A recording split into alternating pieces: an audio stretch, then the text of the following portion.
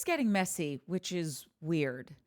Jesse is concerned that Britney is winning her divorce more than he's winning his. And Britney had a bar. For one day, Britney had a sign at a bar. Welcome to Showmance, guys, the only show on the internet doing deep dives on shows with no depth.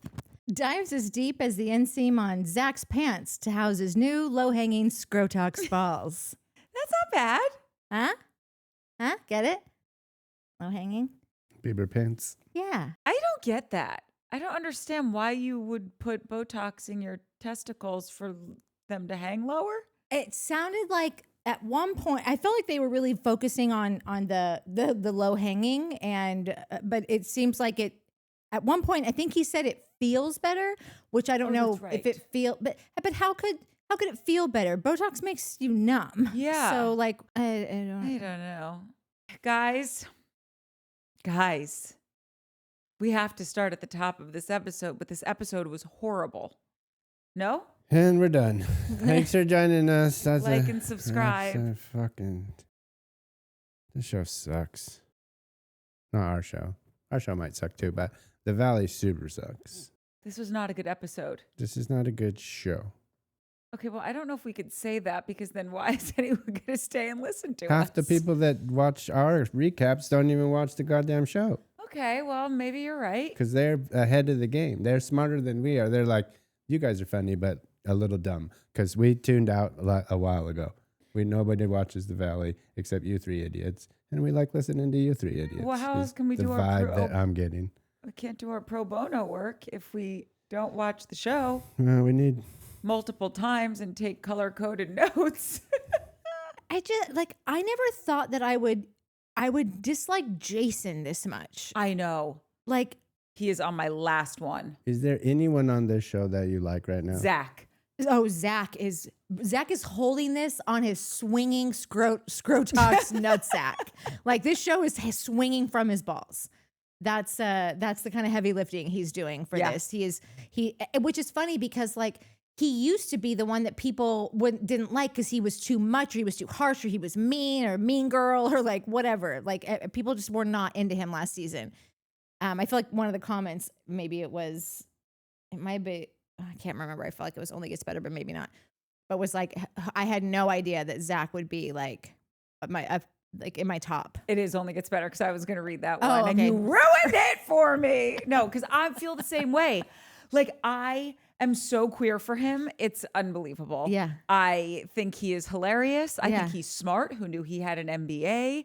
I think he's a cute dresser. Yeah. I think he's funny.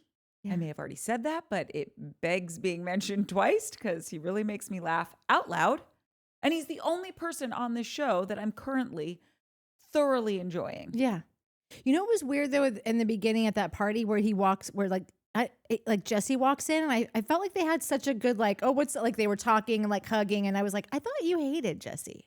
Wait, speaking of hating Jesse, you know how we had said... Wait, say that. Go back. What? What did you just say? Like when Jesse walked in, like the way that he greeted him, I was just taken aback by. Like I thought that he like loathed Jesse. Zack. Yeah. But maybe he's just getting like bored of everyone. Just like, sometimes Jesse is funny. Sometimes he is like, he does just like have zingers sometimes, or he does just sort of say things that are straight up like, because he's a dick for most of the times when he says things that are on his mind, but sometimes they are what we're all thinking randomly, you know, it hits every now and again. So I wonder if he's just like, this is really, I don't know. I this whole show is so confusing to me how these people are even friends. Wait, you know how when we were saying that, like, you had mentioned that Kristen was, she on Watch What Happens Live, and she said there's one person and you would be surprised that she can't stand now, but she was cool with during the season, and we all thought it was Jesse. Yeah. I don't think it is, because the other day someone had posted some little clip of him from a podcast that he was doing on his press tour, and everyone in the comments was like, dude, why are we giving this guy a mic? He's so annoying. Even how he's saying this is just wrong and whatever. And Kristen's at the top of the comments section being like, everyone deserves like time to grow and show us they change, like go Jesse or something like that. Okay, and so it's not him. So then who is it? I wonder if it's Jasmine. Could be. But I feel like who has Jasmine been doing all of her after shows with? Zacky Poo. Oh. So we're at the beauty salon, and it just goes to show. I have this theory that you could be Giselle, and nobody can look good while they're getting their hair done. Everyone looks like a something terrible. No, when Harris offered to give us facials, I'm like, you would see this naked? Oh, that I don't care I don't know, about. man. I don't know. No, because then if we can have skin like his, then That's it's true. really great. But everyone's there looking like a wet, drowned rat. I mean, really bad stuff. Even though these are all beautiful women, it's my personal theory. Yeah. Anyway, all we learn here is that Jax is coming home and that Britney can't find her rings. Where did we hear this? Oh, last episode, and in the after show for last episode, and in the after show for this episode. Like, guys, we need to get new material. When he said Jax is selling her Jenny Craig bags for $40 or $30 a pop on eBay. First of all, what's a Jenny Craig bag? Like, does this do something, or is it No, just I'm like sure she got they gave her merch because she was a Jenny Craig spokesperson. who would buy a who's walking around town with a Jenny Craig bag? The same people walking around with an Ozempic bag? Like, nobody's advertising this. Do you know what it could be? You know how people get things to be ironic? So there's probably some hipster in Silver Lake that has Britney's Jenny Craig bag that they bring to that's work kind every of day, hilarious. which I think is never great. thought of that. Yeah. That would be really funny to see some. By the way, hipster in Silver not Lake to ruin walking Christmas, but 100% what happened. that's what you're getting this year for Christmas, Nat. Okay. Or your birthday, 'cause it's coming up. I'm trying to think if I ever used Jenny Craig. I feel like the only thing I ever got was those Weight Watchers frozen meals, but it was more for the price. But that's not Jenny Craig.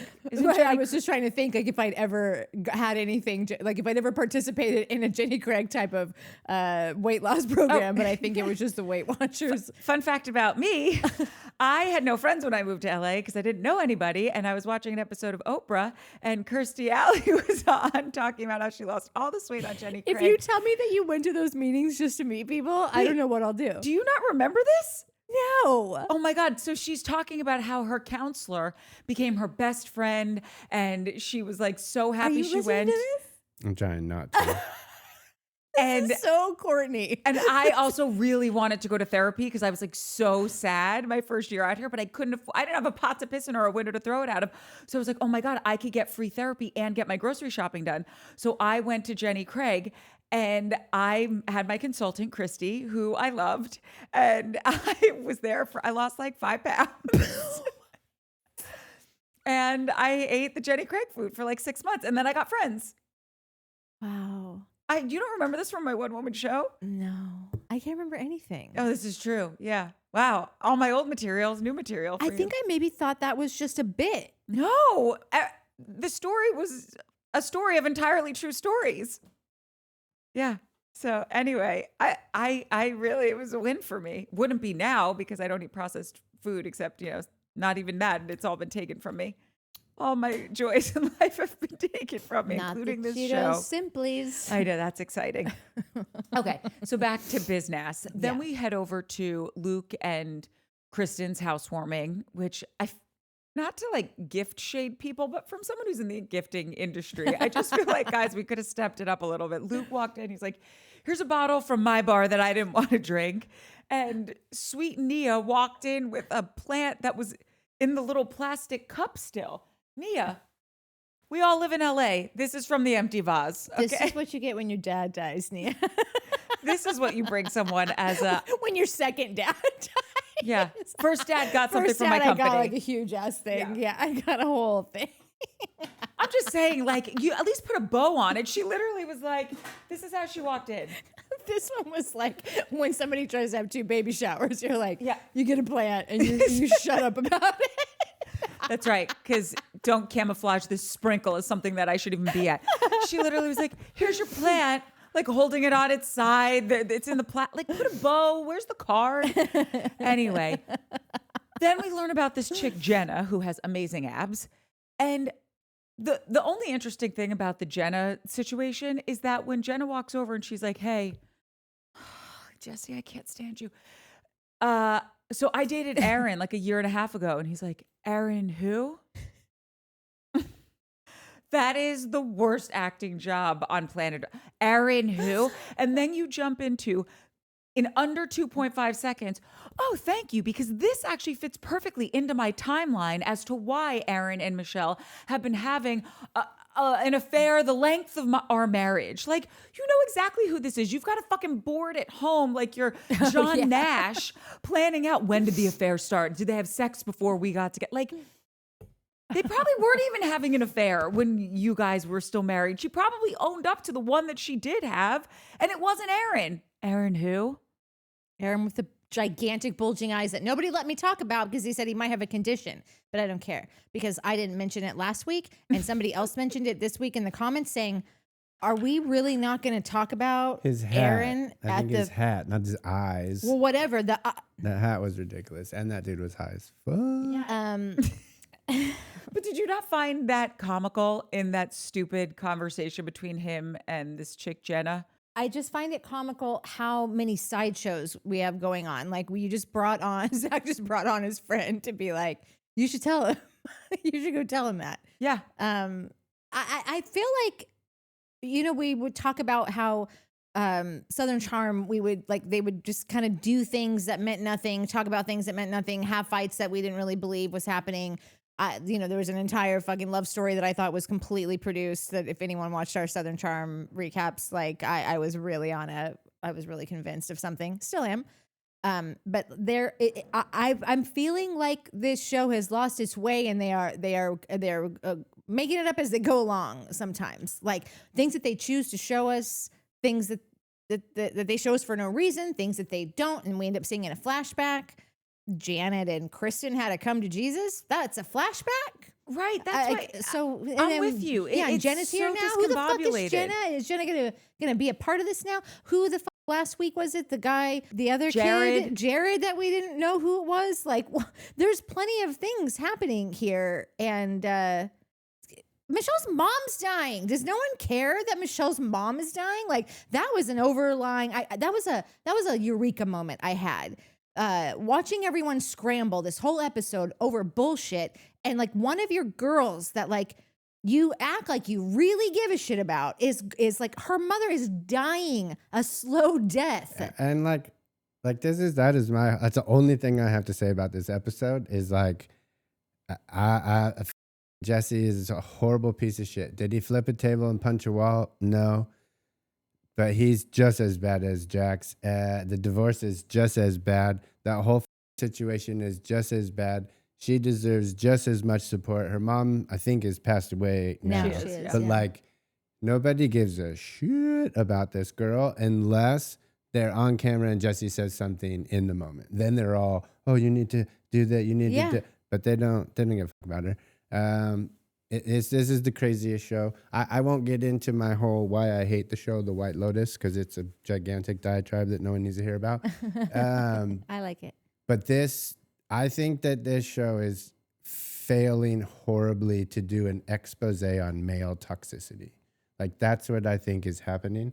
And I'm not shitting on male toxicity. I'm not saying that somebody doesn't need, but like, I think they're like, oh, we can show the world what these men are doing, and you're fucking failing. You're failing miserably because everyone's giggling about it, and you're milking ratings. You're not doing anything about fixing it or helping people get through this on either side of that fence. You're just shoving it in everyone's face and cashing checks. Like it's and like let's watch all these people continue to watch this show and tell us how horrible we are for airing it, and then how ironic because you're watching it, and here we all are watching it. Like we are because we do a thing, but like I don't know who it was, Meteor or Johnny. Somebody was like, dude, the ratings. This was the highest premiere show Bravo's ever had. Not Season ever, 1. but in years. I think it was ever, but No way. let's say in years. Fine. The ratings have been cut in half. Nobody's watching this season. It's like 250, 350. That's 350,000. Not like that's who's watching this show. More people are watching every one of their Instagram stories every time they post than are watching the show that they are on. People are out. They're out on this show. It's not. It just feels very sloppily done. Like there's no through line. We're jumping all over the place. We'll get, because I want to break down more of the Michelle stuff, because when we get into the scene with her and Lala, and then she brings it up a few times in this episode, and I would love to unpack that, because I actually thought that was one of the things that made sense in this episode, because so much of it, and we'll talk about the nonsensical stuff at the end of the episode, but all of this, it's not just this episode. It's like, it's a clusterfuck of a season. And their season last year was really good. And we've mentioned it before, but the number one ingredient that they're missing is camaraderie. There's just no, I don't really feel like these people are banded together in any real way. I think they're show friends for the most part. I don't think anyone's really lolling their asses off with each other. And I just think they're all, not all of them. I think some of them are trying to self-produce, like Janet and Jason and Jasmine. Now I think that about Jasmine, because she really lost me this episode. No, she really did. And we said a million times, like, lot of signs pointing to this, but like hadn't seen it before. Yep. And just we're not going to go out on her, especially when like the big ordeal happened in such a way where like I just thought it was such horse shit that they showed us this thing in a flashback. I just thought it was really dumbed it down. But now I'm looking back at it and going, I wonder if they dumbed it down because they're like, she does this all the time. Yeah. You know, like if it's like she at this housewarming, she walks over to Janet and Jason and was like, hey, I just want to say that when Michelle is back in town, like we would love to sit down with the two of you and have lunch. And I was interested, like, oh, okay, maybe this is going to be like a great mature conversation that they're going to have or whatever. I'm so annoyed at that scene. It is gobbledygook at its finest. that last scene or When we get there, at El Compadre. I like stopped and to read all the captions. Again, I put the captions on. You know how I feel about captions. I hate them because I was like, what is happening here? I know we'll get to it, but I'm now convinced it was confusing on purpose. Like they purposely made it a giant chaotic disaster. But so was the beach. So was that dinner. So was Britney's bar fight thing that started in one fight, but then jumped to another ring of a fight and then ended, which again, but like the whole last 15, 20 minutes of the show was, I found myself being like, huh? What I even think it was more than that. It probably was. It seemed like they were inserting lines, like at a certain, because I went back and literally was like pausing every other like half a second to like not miss, because the captions were like flying fast because like they were talking over each other. Yeah. And I noticed that they would have someone talking and then they would continue on, like they were inserting wild lines, and then but you could tell like Luke didn't just say that, like it was. It felt it's as if they are trying to make chaos and stir everything up, and like I have no idea what that last argument was really about. Like it was such junk. This show's junk. Well, the next scene that we get into actually was lovely. Courtney, holding on for dear life. Well, because we got to keep it moving. The train's out of the station. I know, and I said we're doing an hour and a half. And I'm keeping us on track, girl. I love that. The next scene was actually the best scene of the episode. It was when Michelle went over to Lala's and they were talking and she opened up about her mom being really sick. And I have the same note that Mike was just talking about, where I'm like, wow, Jesse, just when I thought you were at rock bottom as far as like the constitution of a human being and the measure of a man, like you are literally below zero. It turns out there's 45 layers of crap, some molten lava, and then there's Jesse Lally. Like, this woman's mother is dying. Your mother-in-law, a person that has been in your life for a minimum of 5 years, your daughter's grandmother, who you know she's close with, because we've heard it in all the interviews that Isabella was close to her grandma. By the way, you don't need all of these reasons. Someone's parent is dying. Cut them some slack. Be a stand-up human being. And you just still were dragging her all season, calling her a whore, spreading rumors that she's an escort, just being so dug in to outing her as some trollop who cheated on me because I was loyal. Jesse has, I have this note about Jesse and how the lens through which he looks at Jax. Because he kept saying in the final scene, he was like, is this really going to help Jax? And it's like, he goes, because Jax went out of his way to make sure that Britney was involved in this bar.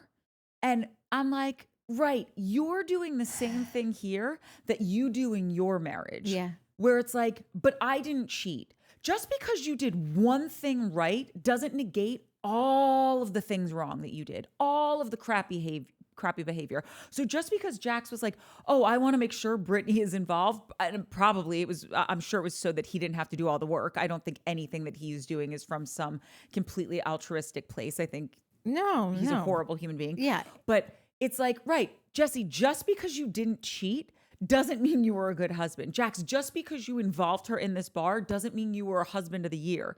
That doesn't negate the fact that you were verbally abusive to her. We all saw it on camera, cheated, all this stuff. And Jesse has that system of measuring because that's how he's measuring his own life. Yeah. And I just think that is some despicable behavior. And it goes back to what we said about him last episode when Michelle was on Vial Files and she just said, you know, when my mom did pass away, I realized like it probably wouldn't be good for Isabella to be here because I'm just brokenhearted. Yeah. I didn't want my cats to be around me while I was like just going through bouts of like random, just like, not just like getting a tear, just like randomly in the middle of the day, 17 times over, just breaking down and just like like that kind of crying, you know? And I've said this before.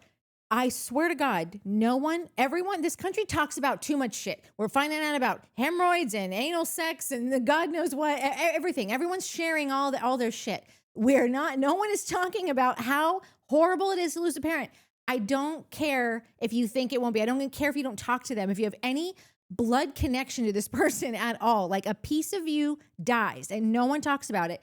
And I think it's why Lala brought it up because she lost her dad. I remember that. And like the way that I see her talking about it now, I'm like, I swear to God, I can get inside of her head when I'm watching these old interviews. It's like 2018, this happened. He got into a car accident and then I think died from complications of that. Like he didn't die. Yeah. Lala's dad died, like had a car accident and then died a month later in the hospital. I assume just from like not ever getting like recovering from it. Yeah. But that is a tough bitch. And she will be like, I died that day, you know? And I know that Jax's dad passed. So I know he gets that, but Jax is so, I don't even know. I don't even have a word for Jax anymore. He's a narcissist. It's incurable. If the day that Jesse Lally loses a parent, assuming he still has both, I have to believe that the day that he loses a parent, he will lose his mind and call Michelle and like it will all come into focus for him, like what you did to this woman in like the worst year of her life thus far, you know? Yeah. And I'm just noticing that all of these characters as a whole, the way that everyone kowtows to Jax, the way that everyone wants to give him 15 million chances and come up with all the reasons and all the excuses as to why they're doing it. Well, it's best for it's best for Britney and Cruz for Jax to do well. Is it? Because he doesn't seem like he's sharing the wealth with anything going on with him. The best thing to do for everyone on this cast is to block him.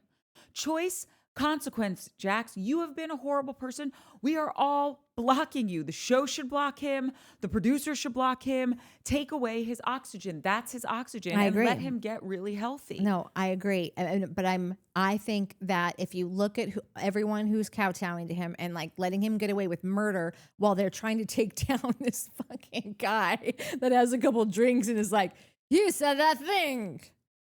You said the thing. Like, we'll get to it later. But like, when I was watching Dana Wilkie's thing today about, you know, she has a celebrity gossip YouTube.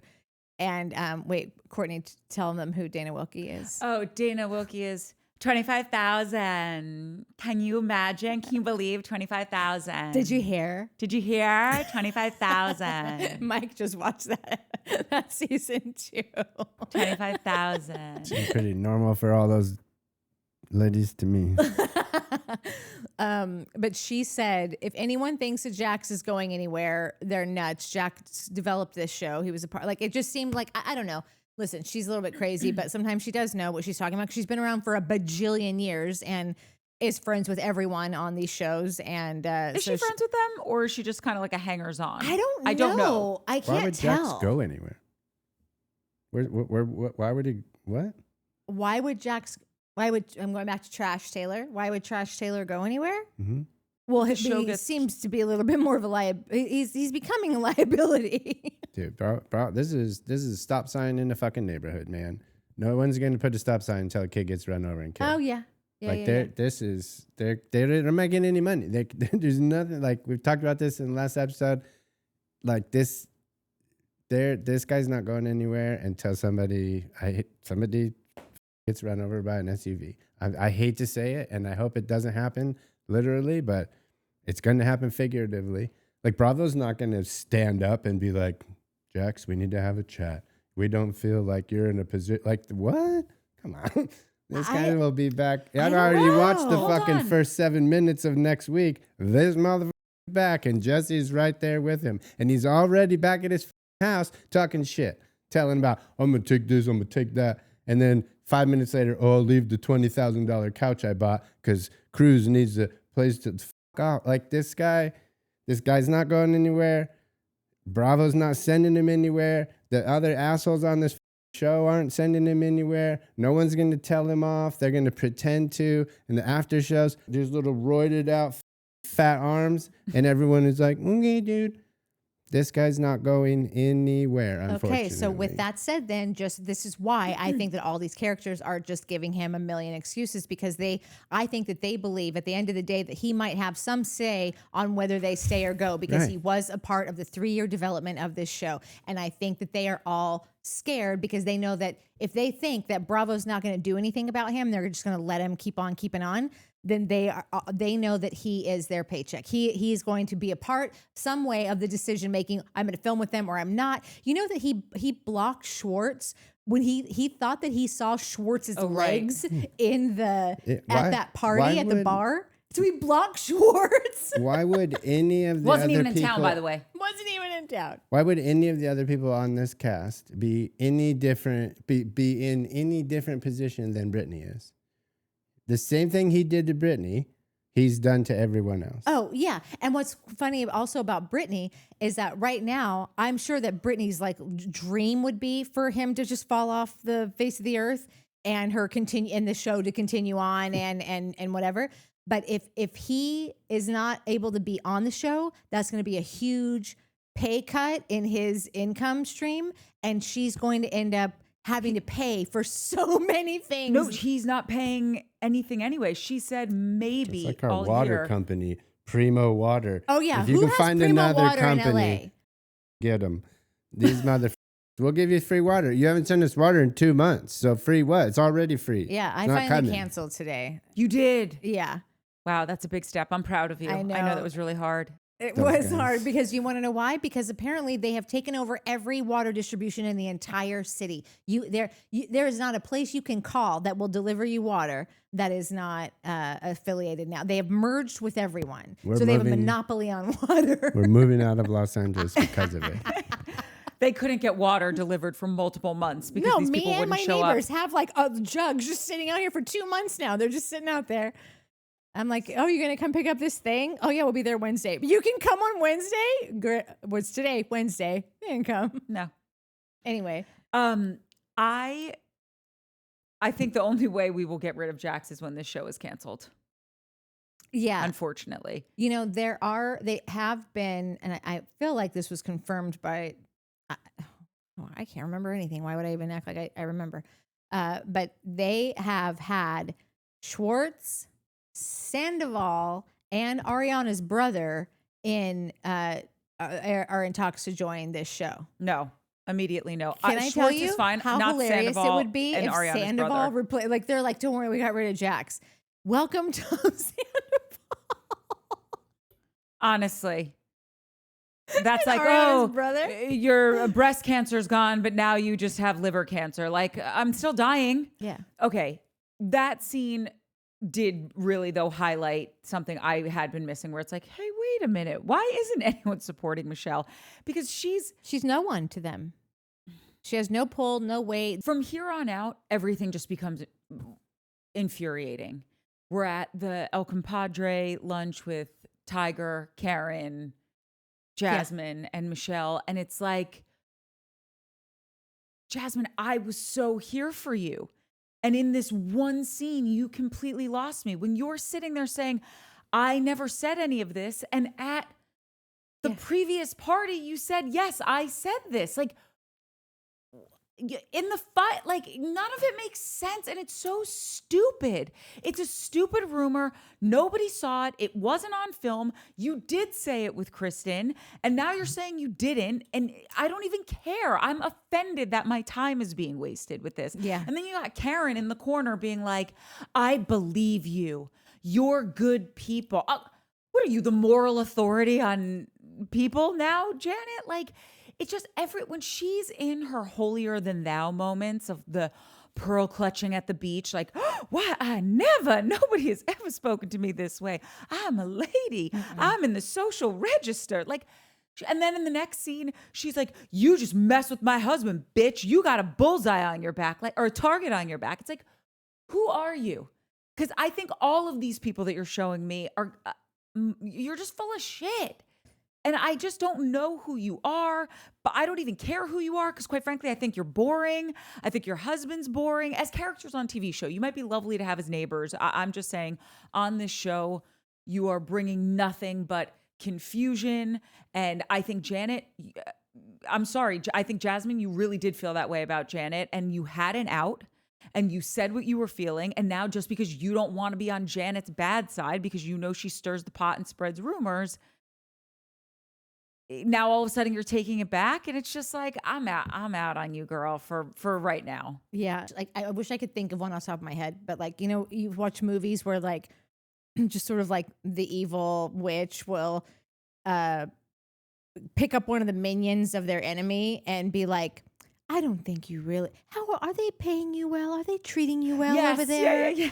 And that's how Janet was acting to Jasmine. Like, Jasmine, Janet is treating you like a idiot. Like, you're a peon dumbass that can just be manipulated by saying like, you're good people. No, I think I know what really, I think that old Kristen is working you like a puppet. You don't want to be like a puppet, do you? Jasmine, do you? Like that, like as if Jasmine is a total dum-dum, and which I don't think she is. I think Jasmine's got her own issues, which we'll get into, but you're letting Janet treat you like a total moron, and it's embarrassing to watch. Because it was so off. I did look up Karen. You looked up is there a definition? Did you go to like Urban Dictionary or whatever? Like, is there also like, are you new? Like, you didn't see the video of that woman harassing this guy in Central Park who was like a lovely bird watcher? That's a Karen. We all know it. We all saw it. No one has to look it up, especially Janet. I'm sure this isn't the first rodeo. This is not the first time you've been called Janet. You're not even going to talk about how she red pilled herself? She red pilled herself. What does red pill mean? Like, you believe a thing, you go look it up and research it, and it changes your mind. Like, nobody's ever looked up Karen and thought, actually, that does track for me. Except Janet. Yeah. Janet is the only person that looked up Karen and red pilled her own damn self. Yeah. No, but This lady's that was still a play. That was still her being like, she took one word out of the entire description and tried to play Jasmine with it by going like, I think I am that. It's like if another word meant like a real asshole, real dumb, and real pretty, I'd be like, well, I looked up and I guess I am real pretty. No, but like, she did took take one, like the worst word. Like, entitled? Like, that's, and you're going to say that to a black woman? Like, what? Like, that was I think Janet did look up Karen and did see like, oh, it's an entitled white lady, and did think, well, that is kind of me. I did steal my parents' bedroom. Tee, like, no tee. That's who you are. Yeah. You're a piece of shit. Yeah.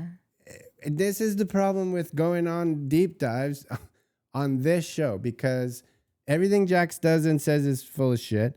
Jesse's full of shit. Most of these girls are full of shit. Jasmine 50-50. Who knows if she's full of shit or not? We don't know. So she's probably full of shit. Janet's full of shit. Jason's full of shit. Danny and Nia, there's some weird Darko Danny shit and Darko family shit happening there with Nia's, I'm not hating him, but like oddly controlling, like weirdly controlling over this dude, which makes me think this dude does have some shit going on. So, and he's not being honest about it. So like, what are we doing? We're talking here about a bunch of lies and about a bunch of half-truths and bullshit. Fine. But like, it seems pretty silly. Doesn't it? Like, doesn't it seem, am I just tripping? Like, I think you're tripping on Danny and Nia. I think it's so normal. Like, who has not had a partner that, like, you know, anyone who's been in any kind of relationship? Well, do you want to wait till we get to that part? I mean, we're getting into all of it so quickly because really this episode was just all gobbledygook nonsense. Yeah. Has anyone, I mean, I feel like we've all said our piece about the El Compadre scene. Jasmine played herself. Yeah. And then you let Janet play you even harder. Everyone saw you look like an idiot. Janet played you like a little baby. And that's a bummer for you, Jasmine. But I feel like you probably won't even notice because you're so caught up in a bunch of other bullshit that this is like the least of your concerns. No, she doesn't, because don't you remember in the after show, she's paired with Zack, our fave, and she's saying things, and Zack said, "But who put that in your head? Yeah, come on." And she was like, "No, I can think things, you know what I mean?" And he's like, "No, who put that story in your head that this is how it happened?" She's like, Janet did mention it. So clearly they're still friends because she has Janet's back in the after show, which is filmed after they shot the actual show. Yes. And it's just like, why? But because I think that at this point, was trying to think of like, it's like, even just how Janet had never been so offended really by anything. Like when we saw her last week and they had the beach thing happen. And Jasmine read her and made her, I feel like Janet left there humiliated. Like she just got read on national TV, all the things that America has already been saying, like this girl said it, and she said it in a very sharp, concise way, and then like stormed off, and like that was like it was really like it was the ultimate read, you know, like Jasmine started off rocky, but then the second she started reading her, she stuck the landing. It was great. And so she left that day and was like crying and so upset. And like, I can imagine what that would feel like. It's very, like, I can talk so much shit about these people, but it's very easy for me to literally, it takes 1 second for me to put myself in their shoes and be like, that must have been the worst day ever for this girl. Sure. And she's at home and her husband's there and like, they have to take the kid to like the moms because they don't, like, she's crying. Just like when Michelle doesn't want her kid to be around when she, like, that's a respectable thing to do, to get the kid out of here while I'm having, you know, some grieving. Yeah, some grieving. At this point, I don't know who, like after this season is done, Britney is in with everyone. A lot of them are in with everyone. Like there's not going to be any sleep loss from like the Lalas and the Sheenas and the Britneys. So they have such a long history with Bravo and with this group of friends and whatever. It's Janet and Jasmine who really don't really have anything to like latch on to. And I feel like they have realized that like, and Michelle too, but like Michelle's just different. Like I don't like I think it was even Janet that Nick Viall was asking her like, who is there anybody here that has never seen the show before? Because Janet was talking about how like, oh, it's annoying when people give me shit about like, oh, you were a fan. Yeah, I was a fan. I'm sorry, I was fan, okay? Like everybody, like you were, like they were, like when people try to act like they never saw the show, it's ridiculous to me. There was some points that you'd be like, okay, Janet, but then the rest of it was bullshit. But anyway, she said, he was like, everyone's seen this show. And she goes, except Michelle, I think Michelle really had never seen any reality TV. In one of her interviews, she was just like, I didn't really know like what I was getting to. I hadn't really watched any of this stuff. Yeah. She asked her, have you ever watched, like ever seen any reality TV? And she said, I saw one of the Kardashians, I saw an episode of the Kardashians, and like it ended up being like when it was like the self-paid for one, like from the way back when the way backs, and like that was all she'd ever seen. So I've seen Top Chef. Yeah, does that count? Like not for this, Michelle. So I feel like Michelle already doesn't even really know exactly what's happening here and what she's doing here and how any of this works. But I think that Jasmine and Janet are what I don't mean savvy, but just like show savvy, industry savvy enough to know like there's power in numbers. I have no one, everyone else has everyone, and we like don't really have many friends left, so might need to stick together kind of. I mean certainly Janet's doing that. It just grows because I can just see her at home, and it really for some reason upsets me when I think of her strategizing on how to do the show or would be a character on the show. And I just think so that's why we're in this mess with this show. Just show up and be yourself and let the cameras catch what they catch. When you start trying to self-produce, we get these El Compadre scenes that we get this whole season, quite frankly. Janet's so stupid. You're so fucking stupid, Janet. All you had to do was sit back and be the voice of reason. And just be the person that's like explaining to you, this guy over here is doing this, they're over here doing God knows what. Like you need to have your kid on your hip. You're kind of bouncing with the kid and just calling shit as it is. Because Janet does have an open eye to things that are happening here and there everywhere, but she's just trying to use them all against each other. You don't need to use any of it. It's all happening. It's all at your fingertips. You could just tell us that we're not crazy. You're not crazy. We're not crazy. We're all seeing this happen, right? You guys see this, right? Like she would have been the star of the show because she is a good deliverer of information. But she got so caught up in like, I want to take everyone down, or I want to take Kristen down, and I want to elevate myself in the kingdom. Like she just got too greedy. And then that's the bummer of this whole thing, is that someone like her, it would have been so easy for us to be like, Janet's the only one that gets it. But she got it and then tried to run. But it's not who she is. No. It's not who she is. No. When everyone next shows up at Brit's house to do the packing up of Jax's stuff, I actually got a giggle at the beginning of it because when she had all this fast food delivered, I was thinking, because you put yourself in these people's shoes, and I was like, oh my God, what? This is why I go everywhere with snacks, because like I used to bring snacks here when we would do this, and then you started getting snacks for me, which is really sweet. Thank you. Because I have low blood sugars. But I'm like, oh, holy shit, what would I eat there? And I did love when Michelle came in. I'm a Michelle stan this episode, I guess, because everyone is so deplorable. I loved when she walked in and she was like, oh, is there anything that for me to eat? And I'm like, I see you, girl. Yeah. You stand strong. And then in the after show, she goes, someone said, oh, there's so much fast food you've never even had. What would you eat if you were on a road trip? She's like, In-N-Out. I'm like, yeah. That's all we ever eat on road trips. Well, when Mike and I go, we'll eat anything. But when we're with Courtney, we always stop at In-N-Out on our way to Palm Springs. Well, it's not fast food. Nothing's freeze-dried. It's all fresh. Anyway, point being, well, it is. No, you walk in, it's a real potato. I think Taco Bell is all fresh, right? Yeah. But we're not getting into it because whatever. Anyway, that scene to me, that was literally the only thing that was of note of that scene. Besides, again, my note for Britney, block him. Block him. I just want to say, and we joked about this before when we were like coming up with what the three things were going to be at the top. Like Michelle, it would you could gain from some likability tips. It wouldn't have been horrible if you would not have. Like I think America is like waiting to figure out who you are, and like if you would have dived in on those French fries, like I think the people would have felt a little bit more like there she is, But like. I don't know, maybe just pick your battles. She just doesn't really have this banger of a personality. No. She seems like a nice girl. I know. Doing her best, selling her houses. I think she's a good mom, but she's just not. No. This colorful. She's not Zack. No. Not everyone can be a Zack. And I also just feel like you could make fun of her in that no fast food thing because it's like, well, Jesse and I never ate fast food. Well, Jesse, we would go here. Jesse I would have caviar and this and that. Like she's always kind of bagging on Jesse for like his lifestyle. But sometimes I think that Michelle really misses the lifestyle and she gets a little bitter.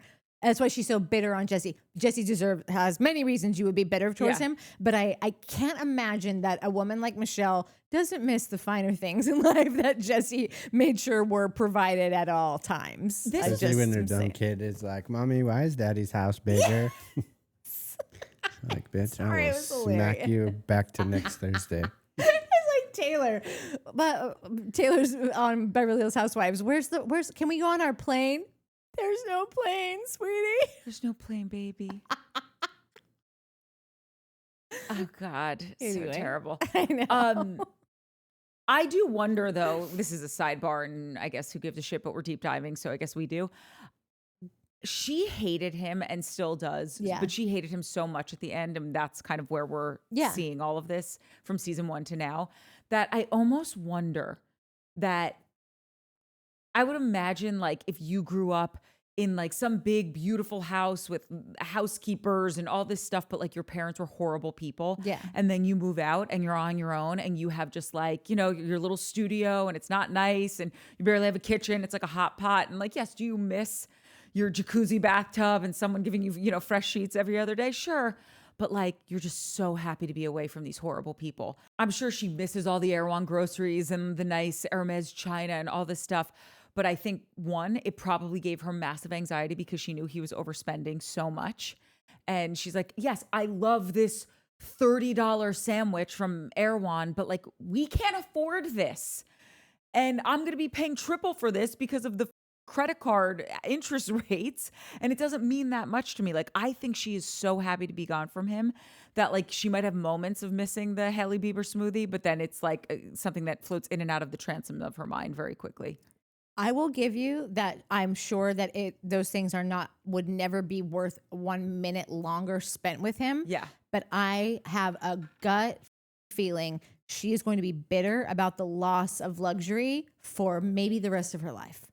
If she continues to be with a simple man, just a simple beekeeper, I just think it's going to, I know women like this.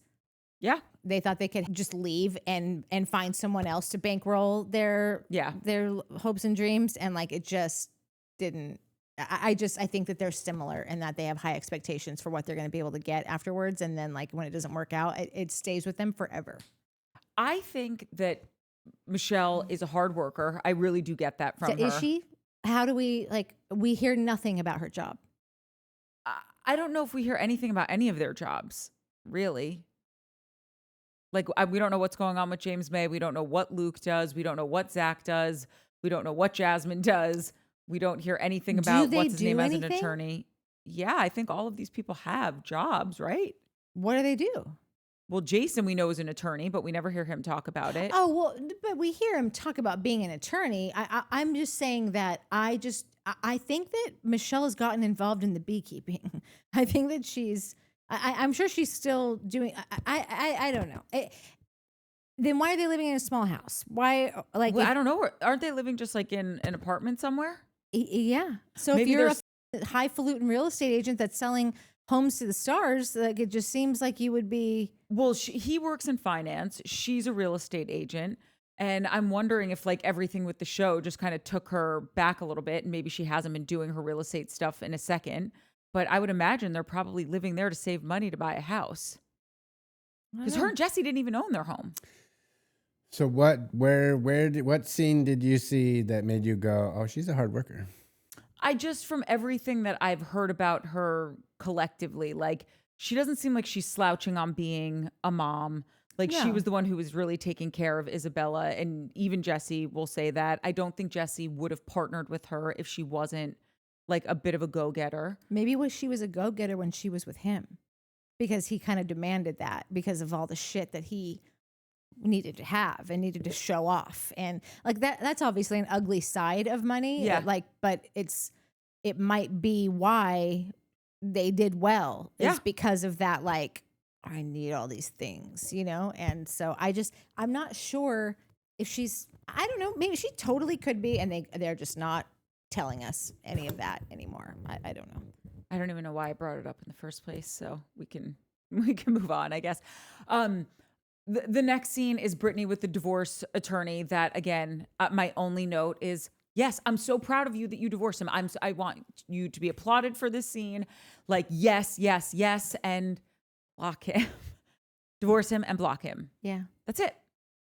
Yeah. Because we're just doing the things that it's like, I get that it's hard. You were with this person for 10 years. I do believe that she loved him, all of those things. But at this point, for your mental well-being, for the safety of yourself and your child, you need to completely disconnect from this human being. And she did it in that scene. So good on her. Yeah.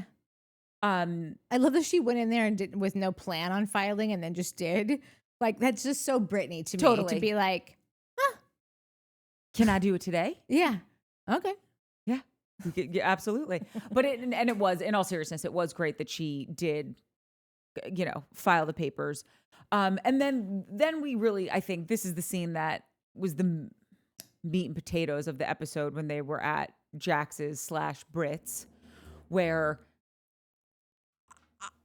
I don't know. Listen, clearly Danny does temper his drinking around his wife. Yeah. He just does. You can see that.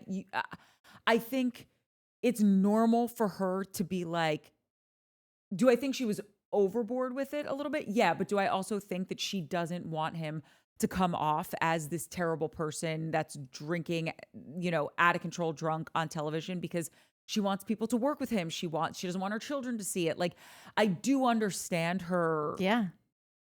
The math that she did to get to how she was acting. I also don't think she was out of line. I don't think she was sitting there being like, no, I know. You listen to me. You're like, I think she was sharp, but she wasn't. She just, at one point, she was just like, I'm going to walk away because he's not even listening to me. They didn't have some out and out fight. Nobody's voices were raised. And that's kind of what I saw from them. And the thing I'm really more concerned with is what the are you all seeing him do? I'm watching this scene. I know. He's not out of control. He didn't raise his voice. He's not even like slurring his words and tripping all over himself. Was he drunk? 100%. Everyone this is a literal note. Why is everyone in this episode slurring their words so much? Everyone was slurring their words. Every time it was and it judges and not going to win. You're going to like. These are all degenerate alcoholic drunks. Like, they're all slurring their words. Everybody was slurring. Like, that Danny, oh, man. I'm pretty sure at one point Nia said something about, I can't control him. Which is like, that's a little, we could dive that. Why are you using that word? Why are you trying to control your husband? And Danny did get a little like heavy-eyed, mean, and they weren't even talking about anything. Like, they were talking about something else, and he chimed in. That's what Nia was upset about. Like, dude, shut up. This is they're talking about something else. Like, why are you chiming in? And so there's something going on. Like, I think, sure, she doesn't want the kids to see the whatever. Maybe she's got experience. Maybe there's something going on. They went to counseling. They did a whole thing after the Michelle thing happened, Melissa thing happened. I don't know, dude. I think there's something. I'm not going to be surprised. 3 or 4 episodes or at the end of this season, some shit comes out about those two and him and why she's like she is and why everyone is all up in arms about Danny and we're all like, I don't understand this good old Christian boy. No, I think there's a dark Danny going on. There's not. Okay. I just. Like, why did Jesse, of all people, everyone was there with getting bright eyes. Luke was there being like, yo, this isn't going to, you got to stop. Jason was like, bro, this isn't going to end how you think it is. Even Jesse sat down and was like, let's go for a walk. Let's go for a walk. Everybody was there trying to protect from what? Like, something's going on. Everyone in that friend group has experience with this dude more than that one incident at the bar. You don't think so? You think he's just like a little daddy trying to get his drink on? No, I'm and not. Every time he drinks, there's a problem? I'm not saying you're wrong. I'm just saying I didn't see when he jumped in to Tiger and Janet's conversation, and he was like, "Oh, and so I hear now you're cool with Jasmine," and Jasmine's like, "No, that's not right." And he's like, "Okay, so you're not cool," and she's like, "No, we are cool." And he's like, "Right, that's what I said." this is why, Jasmine, you're not making sense. You're not making sense anymore. And I'm so bummed because I really liked you. Not that I hate her. I just mean like in this, you're losing me as a character. I don't think he was like gunning for them. I didn't see this really dark, aggressive person that they're all like, okay, calm him down. Whoa, Stallion's getting out of control. Somebody take him for a walk, get him out of here and eat some fresh air. Like, have we not seen people punch walls, punch other people, rip shirts off, throw drinks at people? I feel like Danny didn't even leave his seat. He was just okay, I'm not. At one point he was like, wow, okay. Like, I didn't see some weird Jekyll Hyde Hulk transformation. Was he drunk? 100%. Yeah. But I don't think he wasn't Jesse at dinner in Santa Barbara. He wasn't anyone on this show. He is the most benign.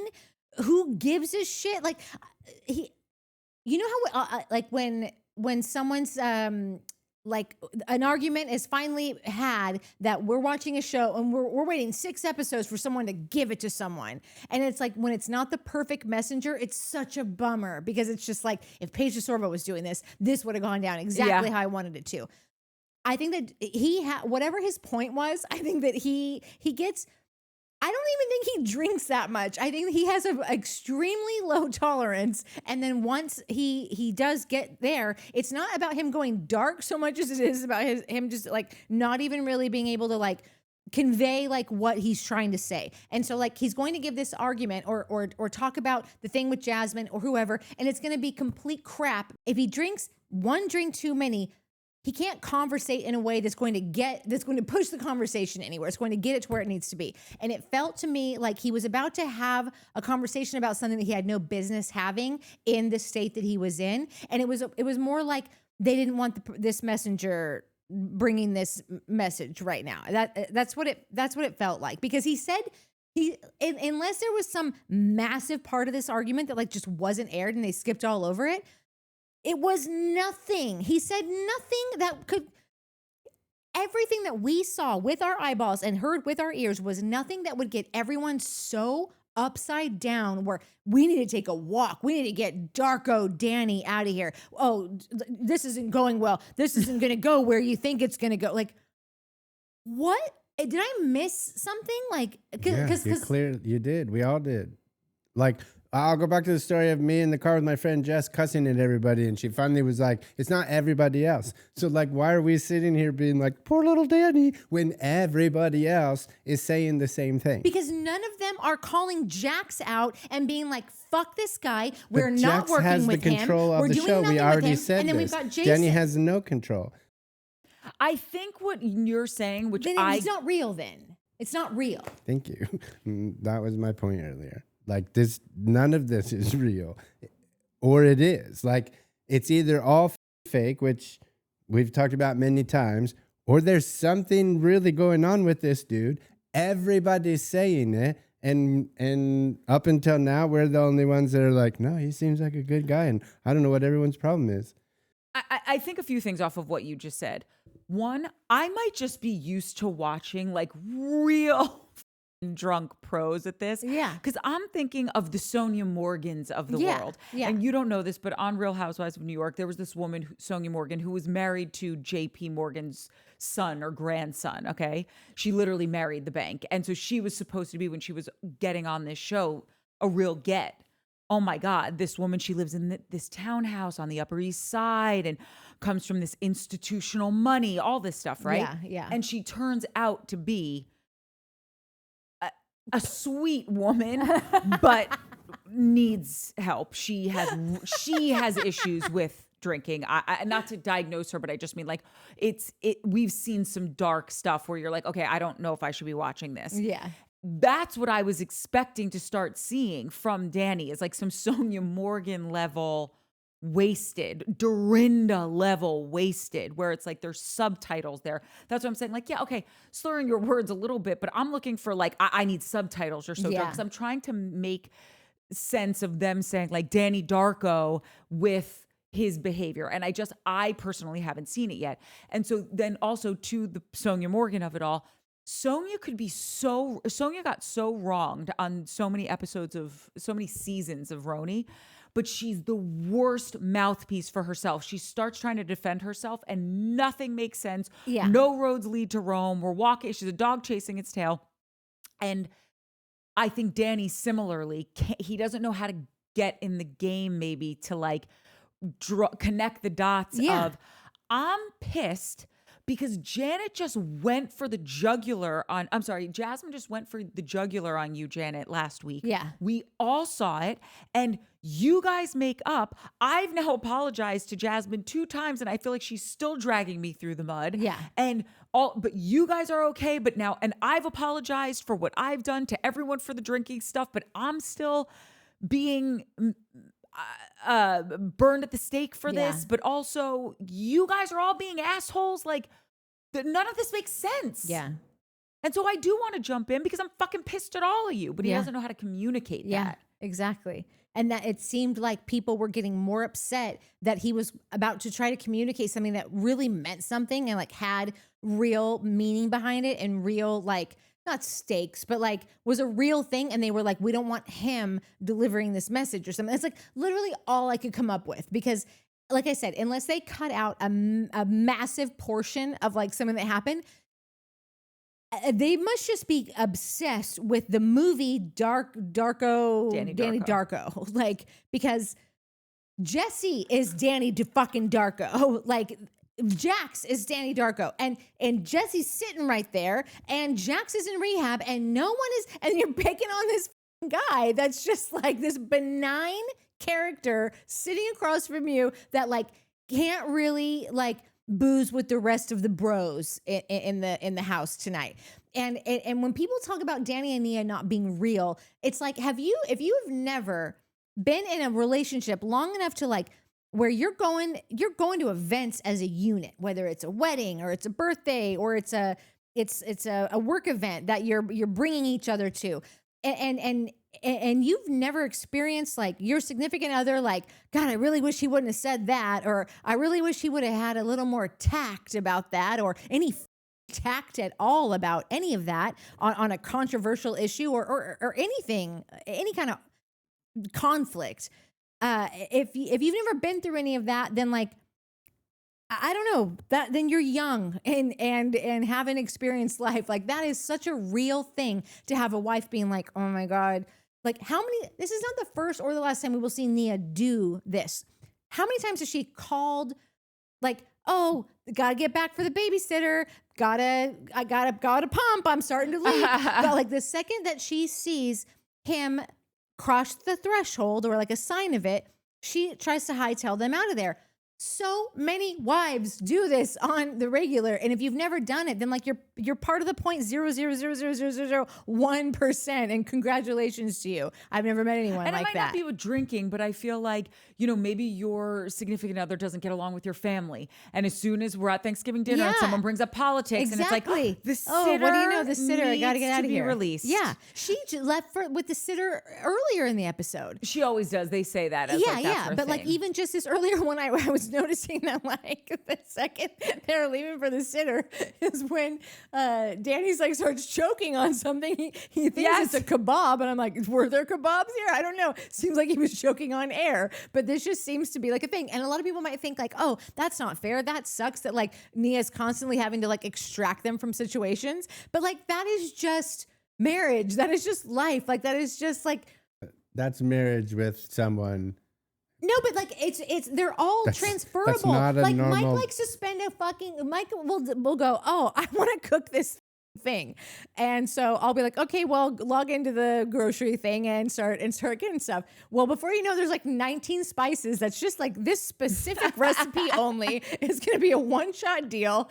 So I'll go back in there and like take some shit out of the cart that I had in there. I don't need those hot buckets. Nobody does really. But like, why do I do it? Not because I think his things are more important than mine, but because he does a million other things for me on the regular, on the daily. Like people just like this, I'm sure that she's like, well, we'll get him home and he'll probably be the night nurse for 2 or 3 of the feedings tonight. Like this is just all give and take. Like it's just not this. I think people are trying to pump this thing up like it's really something. And I personally have yet to be convinced that this is a real huge problem that is bigger than any other guy, any other marriage, it's all pick and choose your adventure, like that's how I feel about these two. And until I see something, until Bravo stops cutting things off and deciding to show me flashbacks of things instead of showing me the real thing, then I don't have anything else to go off of. Like, that's how I feel about it. You don't like it? And it's a horrible analogy. Spices versus every time this lady leaves is because... you overspend. Like, that's a thing. Like, right, okay, fine. So that's a problem, right? Well, I mean, it yes, is. It's a problem. I'm not trying to... Yes, it's a problem. That's my point. Every time she has to pull her husband out of a situation, it's because she foresees a problem coming. That's the issue. There's experience there. Oh, the babe. Oh, she's clocking her husband about to make a scene, about to be a problem, about to be too drunk.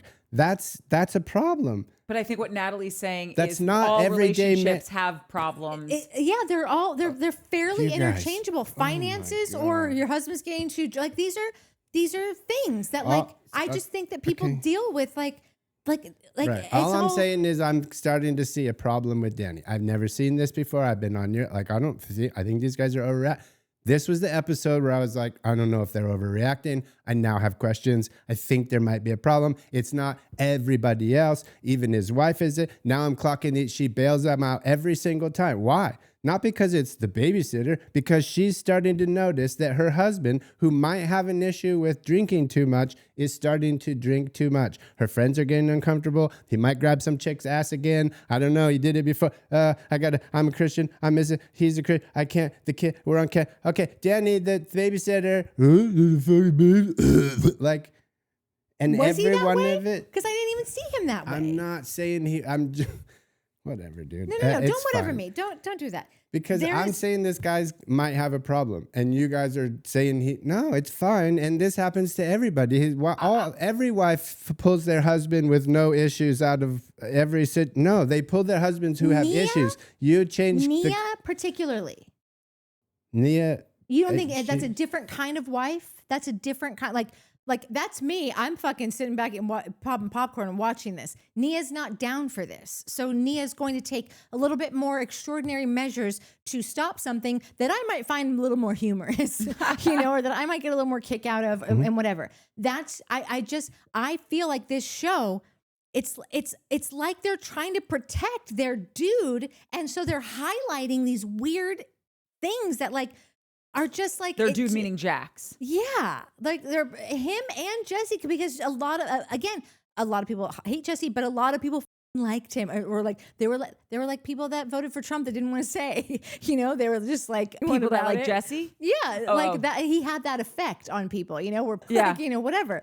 And so it just seems like they're just pumping up something or putting all this focus on someone when there is so much more to focus on. So it feels very driven by something, agenda like. I think I'm in between the two of you, because I don't know if Mike wants to hear this, but I did say earlier, I said, I'm not saying that you're wrong. I just need them to I'm not seeing it. So it's like, I can see it from both of your perspectives, because I haven't seen him get so hammered and so out of control and handsy. Yeah. And I've seen him get drunk 100%. But do I think he did any? When I'm talking to you about the Olympic, did we just not come off a conversation where his wife pulls him out of every situation because of the babysitter? That's why you haven't seen anything. We also had a conversation a few weeks ago about how these two don't talk about their personal lives. They're not an open book. They live a life that is very personal and private, and they'll give you a little bit, but they're not going to so that's why you haven't seen it. That doesn't mean there's not a problem. You guys are glossing over every one of these people saying this dude has a problem, his wife pulling him out every episode. Basically every episode, Nia is dragging this dude away from a scenario, and we're not going to start to deep dive if this guy might have a problem. It's just, well, the other guys have a bigger problem. This is Jesse. We're just being Jesse. Well, I didn't cheat. Yeah, but you were still a prick. Just because you didn't cheat doesn't mean you weren't an asshole. Just because Jax's problem and Jesse's problems are bigger doesn't mean Danny doesn't have a problem. we have said all It's a season distraction. that he, or no, I was going to say, we have said all season that he probably does have a relationship with alcohol that he needs to look at. I think what I'm trying to figure out is they are making it into this massive deal. And I have never been privy to a reality TV show that I have been watching characters talk about, oh my God, I think Sonia has a drinking problem. I think Dorinda has a drinking problem. I think so-and-so has an issue with gambling. Whatever it is, and not seen an example of it. And I get that she always pulls them out. I get that. But then Don't you think Nia pulls people out a lot quicker than most I think women Nia I know pulls would? herself out. Because I Nia think- has a background. Nia has a childhood. She has an upbringing that is different than people that I know, than mine was. I think that Nia is very uncomfortable with conflicts, is very uncomfortable with things not going looking a certain way, presenting a certain way. I think that Nia is an anxiety ridden. I love Nia. Nia's my favorite fucking bitch on this show. Like she's the most wholesome thing I have seen on Bravo, and I couldn't tell you when. Yeah, I really like her also. Yeah. And so I'm not judging her for why she's acting the way that she is and drawing lines where she is and doing executing the extraction plan like the moment that she sees fit. Because I just think that she's earned it. I think that she's trying to walk the walk and talk the talk. And like my sister Lisa, I talk about her all the time. Like she truly is a woman who like says all the things that she wants. She holds a standard for her life, not just for your life, for her life. And she really, there's so few people that are doing that. I find Nia to be in this category of people.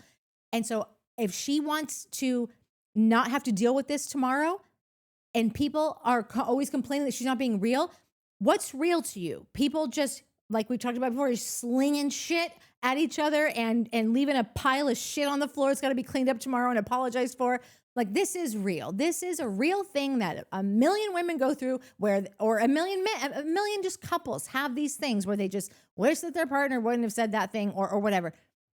This is a tangent I just got off, but I just think that Nia goes a little bit further than the average person does to stop something, and I think that you're taking that as it really means something. And I just wish that you would take into consideration that she might have a little less of a threshold or a tolerance for shit to go funky, like where other people are like, I don't know, anybody else in this room, like at that bar, do you think would have extracted their husbands over what they just saw? Like, I think I had a moment of clarity while you were saying all of this, at least as far as where I stand on this. Because as you're explaining your side, Mike's explaining his side.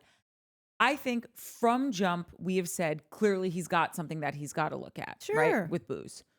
That's what it seems like. Not diagnosing him as an alcoholic or whatever. I think that is true.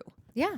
I think what my, I guess, bone to pick is in here is, are they the same way Michelle isn't getting support from the group and she's going through a gnarly divorce, and her mom, who's her best friend, not like even a mom that, like, you know, some people are like, oh, I've been estranged from my family for 10 years, which it's still brutal when that person dies, but this is her best friend.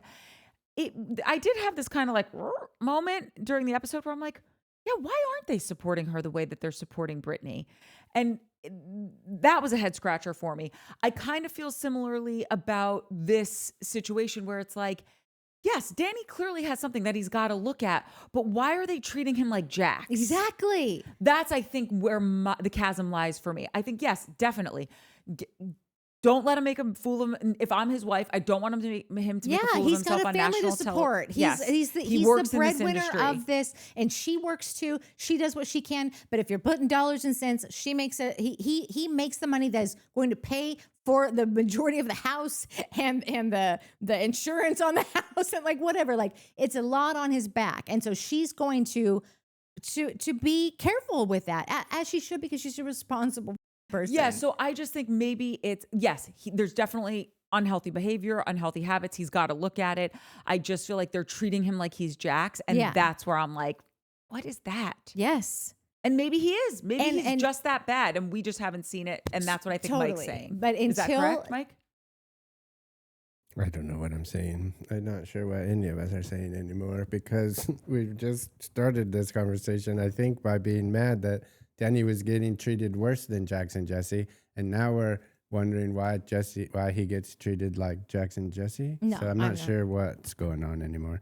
But I think this dude has a problem. I think his wife knows about it. I think that's why she pulls him out of every situation. And that's all. But that's fine. We can disagree. We never disagree. That's weird. Well, Yeah, I'm clear on my stance, so I'm fine with I'm moving just on. not. I'm not I'm not going to be led by what is on this screen when I'm watching this argument go down and watching some of them. They'll be talking. And then you'll hear them put in the wild lines from other, like they'll go to a different scene. They'll not different scene, but they'll pop outside when Danny's getting the Uber, and then pop back into the argument still going. And there will be a certain time that Luke is talking, and then suddenly you're still hearing Luke's voice, but he's not talking. But the way that they're cutting it together would make someone think that he is, and then they're all talking over each other, and there's two different captions. One's a bigger one, one's a smaller one that's going on.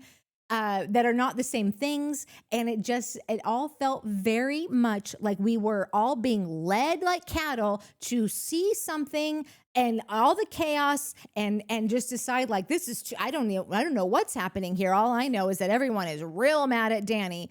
And if you're going to let Jesse's going to be the one sitting there being like, let's take a walk, or oh, like dark Danny's coming out. Like, I don't buy that.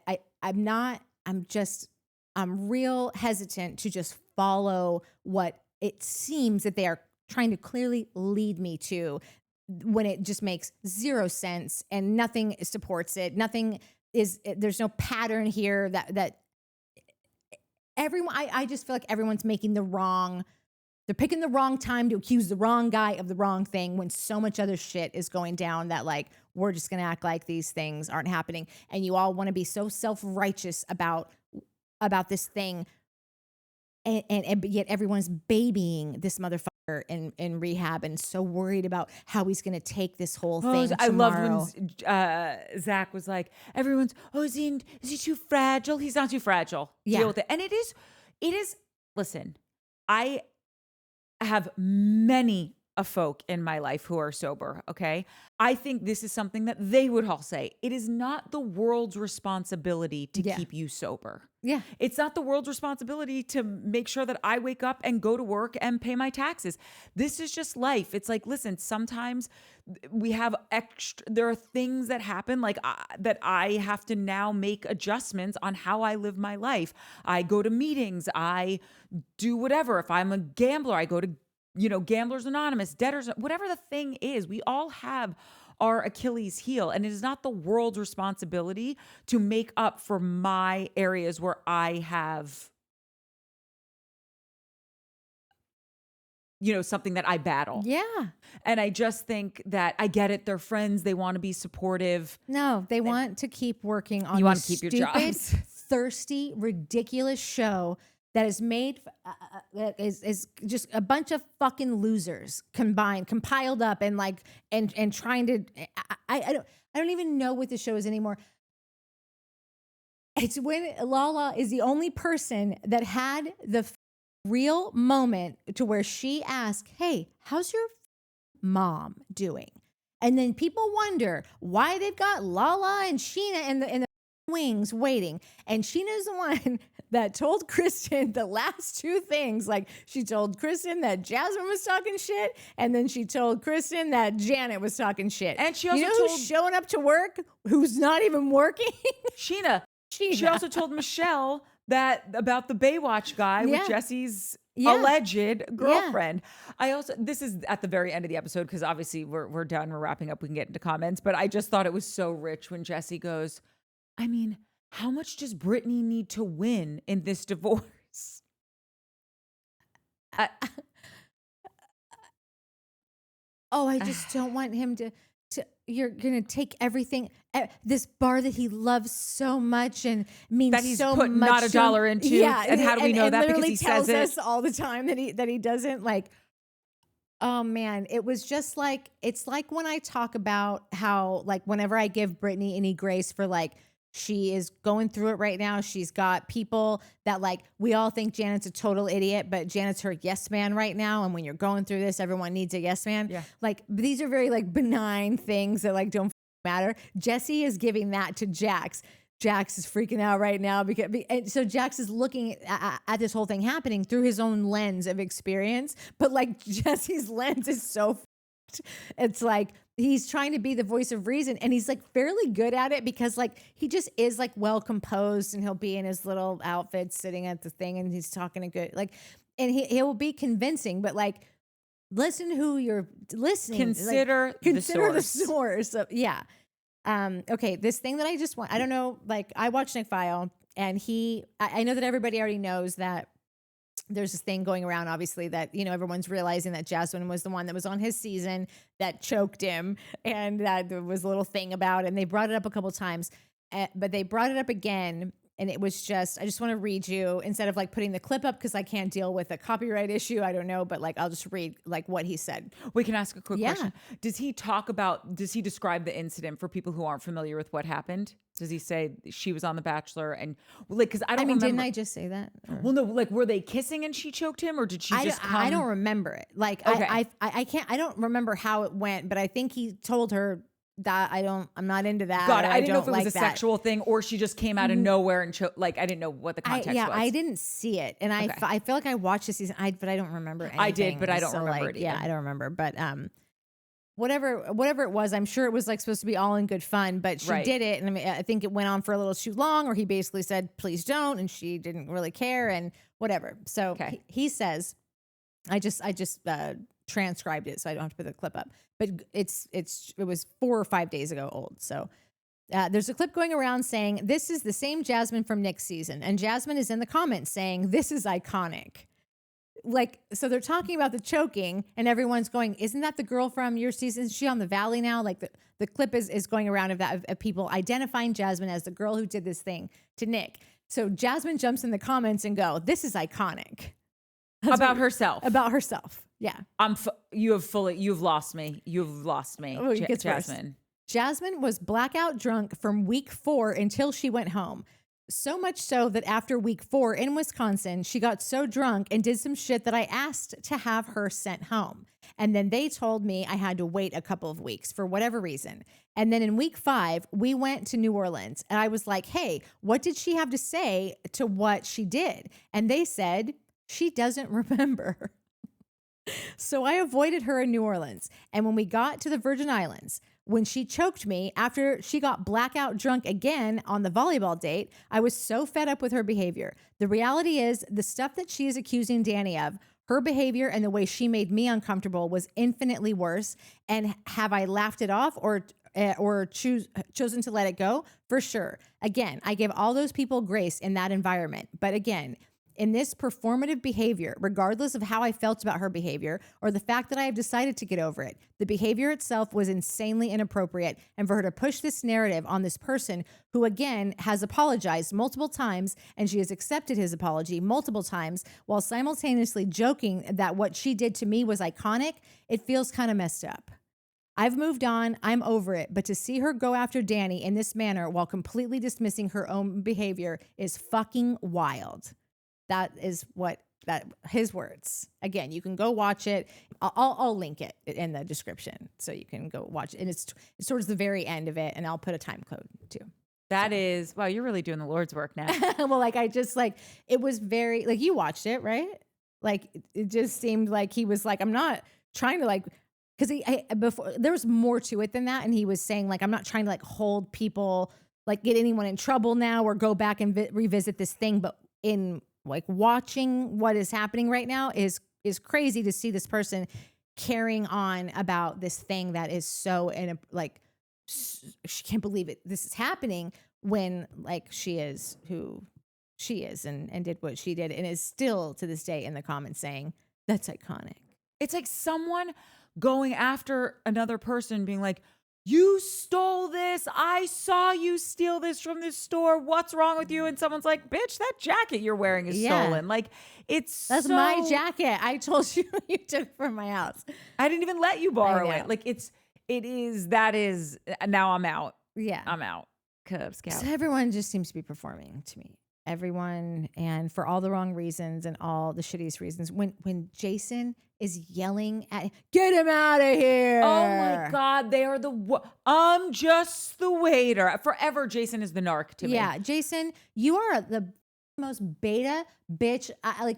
We have nothing to hide. Yeah. As Janet's screaming that. It's like, girl, just stop. Yeah. This is honestly, the show shouldn't be renewed. And unless they completely revamp it, Yeah. maybe the Valley, the Persian version that they're doing, I think that's what they're even calling it, which is kind of cute. Yeah.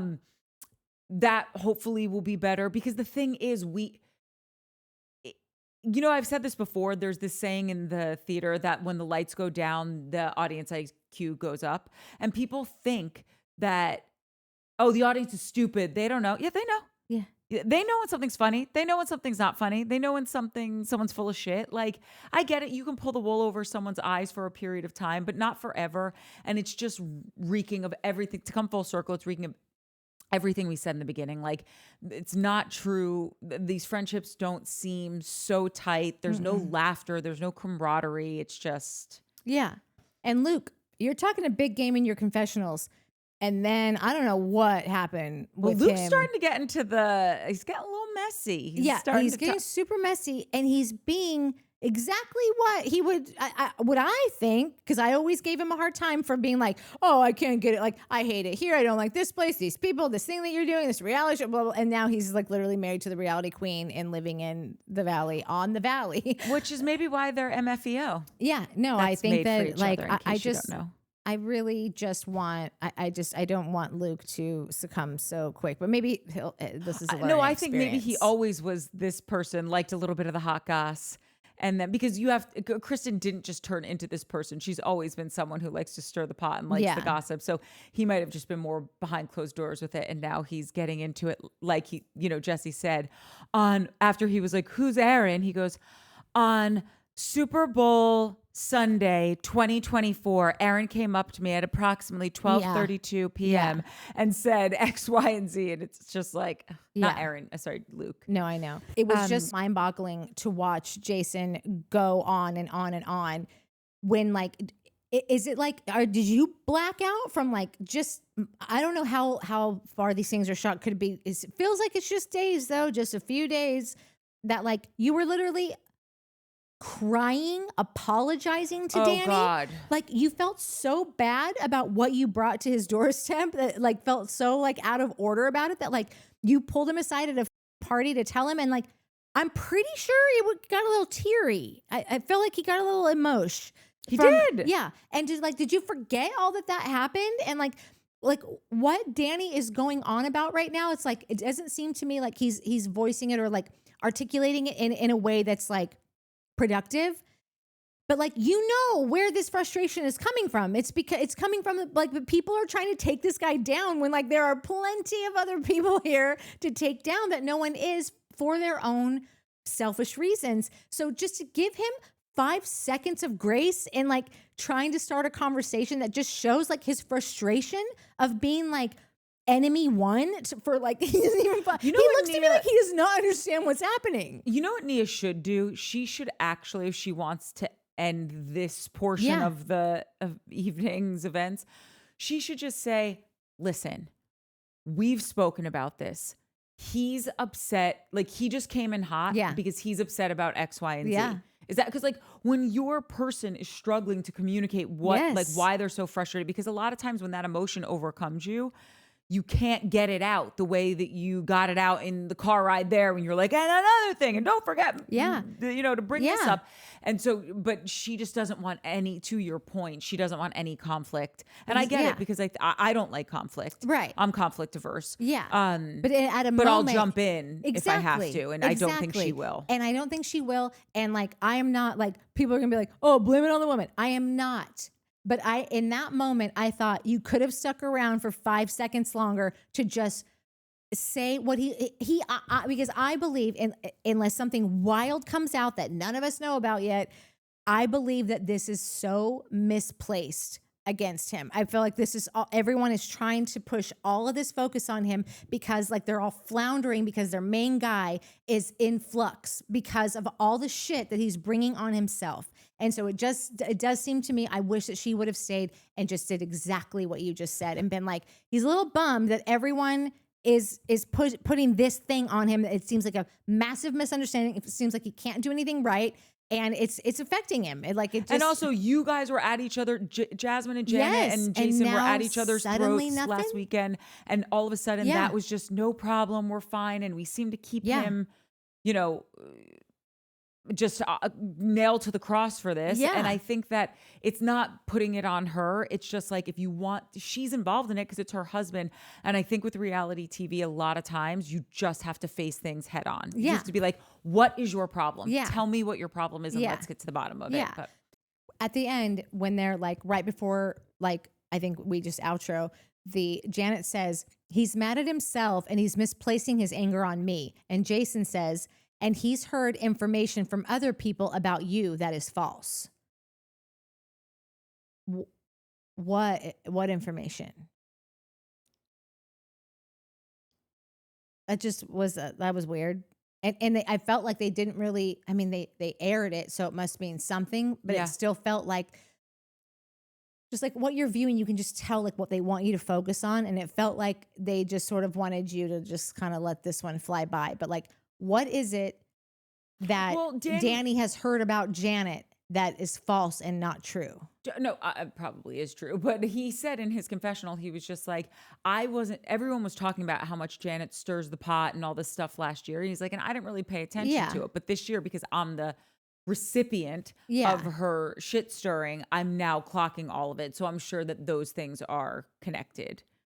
Because now everything that It totally Danny's could picking be. up on. It totally could be, but like it feels like from what we watched, it feels like there's something bigger that's being kept that like it just hasn't unveiled itself. Yeah, yet. no, it might be. I'm not saying the thing that Danny said in the confessional, like we already know it. I'm just saying he said, now Yeah. I'm clocking you, girl. Yeah. I got my eye on you. Yeah. Yeah. Okay. Shannon Fall said, trigger warning. I've never put this out there publicly, but I survived a life-threatening DV situation, so I'm good with not discussing Jax. It doesn't bother me to hear about him, but I don't think he deserves any hype or negative time. It doesn't bother me to hear about him, but I don't think he deserves any hype, positive or negative. Time to take out the trash. Peace out. So many people put great reasons why they don't want to hear about him and why they do. And I thought that was a really strong comment as to why, like, time to take the trash out. Don't need to hear about him. And someone coming up in the comments that I'm going to read brought up a really good point from a very similar point of view. And I just was like, this is why it's a head scratcher for me. Yeah. But I think we did a good job tonight at not making a meal out of what his behavior is. What I want to focus on, and I think this will actually, because I was just trying to think of like what would be helpful. Because I know that some people were like, no, it's good to talk about him because it's awareness. People need to know that this kind of shit happens, and also like worried about Britney. Like if you don't have a camera on him, then like what's he gonna do? Like if all the bad shit happens in the dark, not in the light, and whatever. But what I would like to do that I think could be helpful, as if I can help anyone, as if anybody watches this, but like if we focus more on like the people that are enabling the cast that is like, they're focusing on Danny and not on Jax. Why? They're pissed about this, but not about that. Why? Like I would rather put the rest of the cast on notice on how they are reacting to him, whether they're coddling him or holding him to account, because I think that again, it's not like so many people watch this, but like, I don't know. If I'm Jason, I don't want to be talked about amongst a group of people and a lot of viewers that like are watching someone just like let this guy off and focus all their energy on, well, what can we do to help this guy when like I don't know. So that's kind of the way that I've been. I think it should trying be like, to what look should we at do it, to help is like, Britney? Yeah, I just want to focus on how everyone else is treating the situation as opposed to, and like what Britney's going through, the process of this divorce, the process of like all the things that are happening, but like just not focusing. First of all, I really am going to try to, I want to call him just Trash Taylor, but like I know that sounds so fucking stupid that would be my focus, but like if that's all I can do to still give you what you came for, what you came to watch this show for, is a recap of a show of a guy that is like has been gone this whole time. We haven't had to talk about him a ton, but he is out. He's out of jail, out on bail, fresh out of jail, California dreaming, like next week. So before he burns the place down, I think it's going to be, I think he's going to be more present. I know he it has might be been all tough moving season. forward. Yeah. So I don't know what to do. Swing said, well, Jasmine's boot camp just got canceled too. What does Janet have over these women? Obviously, they're afraid of her, except Kristen. I just realized that I hate watch this show. I'm so mad every time I watch, but I can't stop. Join the club. Yeah. And great comment. What does she have against them? Okay, Gaga wrote, you guys are my besties in my head. As we've said before, it's All real. the best ones. Yeah, are in your head. Yeah, and it's very real. I want to have dinner with you and talk the Valley. After watching the latest episodes, I want to take the trash out, for sure. I hope Jax finds some kind of happiness, but I'm done with him. And I hope Britney is too. And Jesse might be the only person left in his corner. Wonder why. He participated in his friends renaming the bar party and then had the audacity to tell Britney how worried he is about Jax's reaction. Bravo needs to cam both of these guys. I hope Britney, which I agree with. I hope Britney is safe and Michelle moves on with her life. Thanks for your commentary, guys. The longer the better, and sign me up for, oh, sorry, I didn't mean to steal your thunder, but she said sign me up for Party of Schwarz. Oh, wait, who is that? Gaga. Oh my God. Well, no, that's great because I don't have her on my list. Oh my God. Thank God. This is why you got to double check. Can't have a reservation that you didn't account for. Holy shit. Sign Gaga up. Gotta redo the artwork. The artwork. Yes, you do, girl. Julie Brown said, I was absolutely riveted to the discussion about who the real Janet is. You are all right. D&B, metal detector. Janet can't be reconciled with Karen. Janet can't be reconciled with Karen Janet. But Mike's point that she has always been a bossy nerd also has legs. What a great conversation. Thank you for going in on the dissection of Janet's real personality. Amazing and insightful. Yeah, I really felt like we did do a good deep dive on her. So I'm glad people also felt that. Okay, this was the one that was in the opposing camp of like, no, let's still talk about him. And I thought it was really well said, whether you agree with it or not. Ringy Ding said, as long as Jax is on the show, I would like to discuss it. I think something good could come from seeing real abuse play out on TV.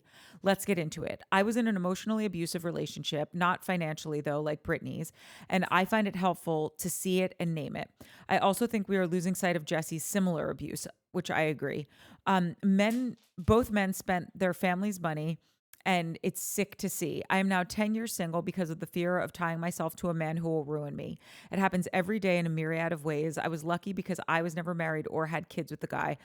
I have multiple friends who are now co-parenting with narcissists, and every week it's a fresh hell. I think we need to talk about the overall theme of this season holistically. Women who are freeing themselves from men who controlled and destroyed them, and the lifelong effects of parenting with these men. It's dark, but it's being shown to us, so I don't think we should turn away. These women don't have the luxury of deciding their baby daddies don't exist, and we shouldn't, as an audience, have that opinion. So I just thought that was like a really fair point. And I think to what you were saying 5 seconds ago, I think the best way to do it is to talk about it in a constructive way as to like how to maybe spot these things and don't paint those red flags white, how to, you know, if you do find yourself in a situation, oh, Minnie, you're adorable. If you do find yourself in situations like this, like ways that could be helpful to extract yourself from this.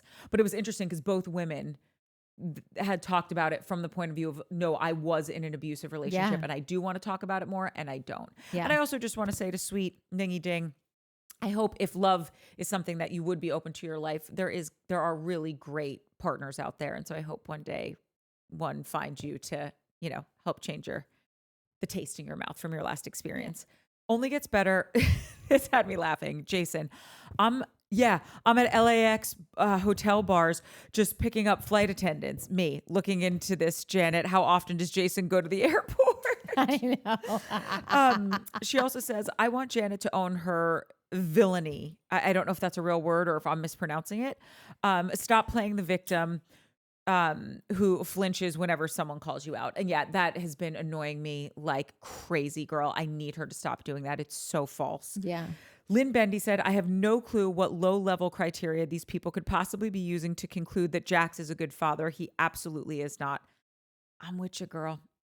You don't not pay your mortgage for months and risk your child being evicted from a home that is clearly important to him and helpful for his growth. Yeah. I can't think of any, like, he was there every day for a long time. I get, like, is that something? I don't know. Like, because I'm not trying to say like, I know that like throwing around like you're a shitty dad is not like, no one wants that, but they're like, he hangs his hat on that. I'm a great dad. I wasn't a great husband. I was a great dad. I don't know what the definition of a great dad is. I don't know. Remember Britney in the after show was saying that she got a DM from this chick of a picture of her naked in her bed and Cruz's face is in the background of the photo. That's not father of the year behavior. Oh God, I thought it was a photo of Cruz that was in the background. Cruz. Oh, I thought the person was in. It was a photograph. I thought. Okay, sorry. I thought it was. It's a different show, but it's what I'm thinking about right now because I'd never heard anybody say this, and unfortunately, it's the one kid that I don't like on the show. But this kid, Charlie, on Next Gen NYC, talks about his dad, and he's like, he was a great father. He wasn't a good dad. And he's like, what I mean by that is he worked hard and he set up a life for all of us to never have to worry. That's a great father. You did everything a father is supposed to do. But if I try to talk to this dude about emotional things, he's like, he's 100% going to make it worse every time. Yeah. So not a great dad. You can flip-flop those words maybe, but like, I think he nailed it. Like, good father. He set us up. I get a trust fund. That's pretty cool. But I can't tell my dad I'm worried about shit or whatever because he will literally make it worse. Jax might be the opposite. Horrible father. Good dad. Like, he's going to take the kid to the park and play with him and talk to him about problems and sit down with the lady that they got to help him, development lady, good dad. But, bro, your kid doesn't have a fucking house. You make a gajillion dollars and he doesn't. For himself, he will never learn like what a husband should be, how any man should like treat his friends and his family and his wife. Yeah. And I get what you're saying. It's like kind of way harsh. Try to be like, whoa, throwing that around is crazy, but it's also choice consequence. Like, your behavior has been abhorrent the entire time we've known you on television. I don't think anyone can disagree with that. And it's just like, that's who you are, whether that's who you were, whether you had a child at that point, it's still the components of that make Jax Taylor. Yeah. Morticia said, Mark, I'm the one a few weeks ago who asked you to watch Miami. I'm so excited to hear you started watching and you liked it. I'm excited to hear what the three of you had to say. I love your show. So entertaining.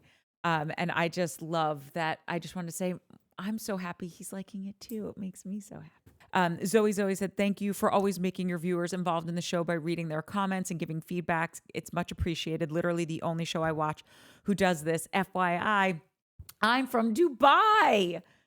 I love that. So you guys have fans in the UAE. I think that is so incredible. I know, that is crazy. That's super crazy. Somebody also mentioned about getting a map and pinpointing it. I think it was Shannon. I loved that idea. And I don't know if we'll do it, but we might because I'd like that idea too. Yeah. So yeah, that's it. Have at it, Mark. Dude, Shannon chimed in on Instagram and like, I don't know how people go, I don't know how this works. Oh, is this thing on TikTok? I just think get it together. But I really didn't realize that like I wasn't getting messages in my Shannon had sent me something from I don't know when. And then like randomly I find it just digging through all these different files in there. So anyways, I got it late, but Shannon sent me like, oh, have you tried this with your ATEM switcher? Have you tried this? My husband is an engineer, and she called him, he's uncomfortably smart. No, like annoyingly smart or something like that. Yeah. And he suggests it might be this, and this. And I just think like, to like say a problem that you're having and then have someone like, look it up. She sent me like a screenshot of a page that she looked up on it and then like conversed with a family member about it. And then and then found my Instagram and went to tell me, here's what I found. Here's some tips or whatever. Like, I don't know. Like, maybe I've just become like, I probably give so little to people. I expect that they are going to give the same little. And then you realize, like, no, people out there like actually give a shit and will reach out to help you with something. Like, I don't know, man. It's an inspiration. It is. It does restore your faith in humanity. Yeah. People are good. Yeah. That's nice. Thanks, Shanny. You're up, Mark. Johnny smiles. Ayo. Ew. Brittany's brain is made of beer cheese. That's true. Unless it's being mean to beer cheese, which is what I replied to you. But Leave the jokes to Johnny. yeah, no, I will. Get back to Shannon Fall. Also, is Jason being held against his will? Jason, blink twice if you don't feel safe. I think that's funny and probably true. Jason? Yeah. I'm not giving him any. He now is on his own. Like, I'm not blaming anyone for him being a beta ass, pussy ass bitch. Well, sorry, Jason. You can blink away. Natalie's not coming to save you. Another Shannon Fall, because this is one thing I brought up last week about splitting the groups up or splitting the cast up and then being at the thing. My theory on splitting the group into the beach versus bar game group is that they are screen testing the different combinations of people. Unfortunately, the bar game group had a lovely time with no drama, so they didn't show any of it. Boring. I added that boring part. She didn't say that, but I think she probably wanted to. Honestly, it would have been funnier if we had a back and forth or split screen of the bar group cheering during the game simultaneously while Jasmine was listing off all the reasons Janet is certifiably the worst, which would have been the funniest moment of the season of going like, oh, I got a cornhole. And then you're Janet, you give kill vibes or whatever she said. That would have been freaking Karen hilarious. vibes. Karen vibe. Or Karen no. energy. Karen energy. Karen, but what did she say? You're a vibe killer? Yeah, You're a vibe A killer. vibe you killer Karen cut back to the bar where they're Yeah. all screaming and shouting. and then cut back and you give Karen Yeah, energy. dude, it would have been Shannon. You should be an editor or a story producer. Mandy J. Janet has a metal detector because her mother misunderstood when Janet told her she likes to dig up other people's shit. I loved that. I thought that was So hilarious. funny. We'll go with Dee Dee Lynn. I love listening, or I have listened to a couple other podcasts, and the amount of time given to talking about, I'm going with J-Bag, like D-Bag, but J-Bag. That's going to be my name. Okay. About J-Bag is monumental. My opinion is try to ignore his sorry ass, and maybe they will realize he is someone they need to get rid of. As for Janet, I can't stand her. She feels she is better than everyone else and causes more trouble than she is worth. I'm sure they will add other cast members to the show next season, and I would welcome that. I would totally welcome that. We would welcome that. And I don't know if well. I've ever vocalized it. Maybe we have in a bunch of different ways, but Janet is totally like better than thou, gives better than thou energy. 100% she feels she's holier than thou. It's Holier than thou. That's what I so meant. obnoxious. We said it last week, remember? We were like, you can't be on the show and think you're above the show. That's Yeah. not how it works. Yeah.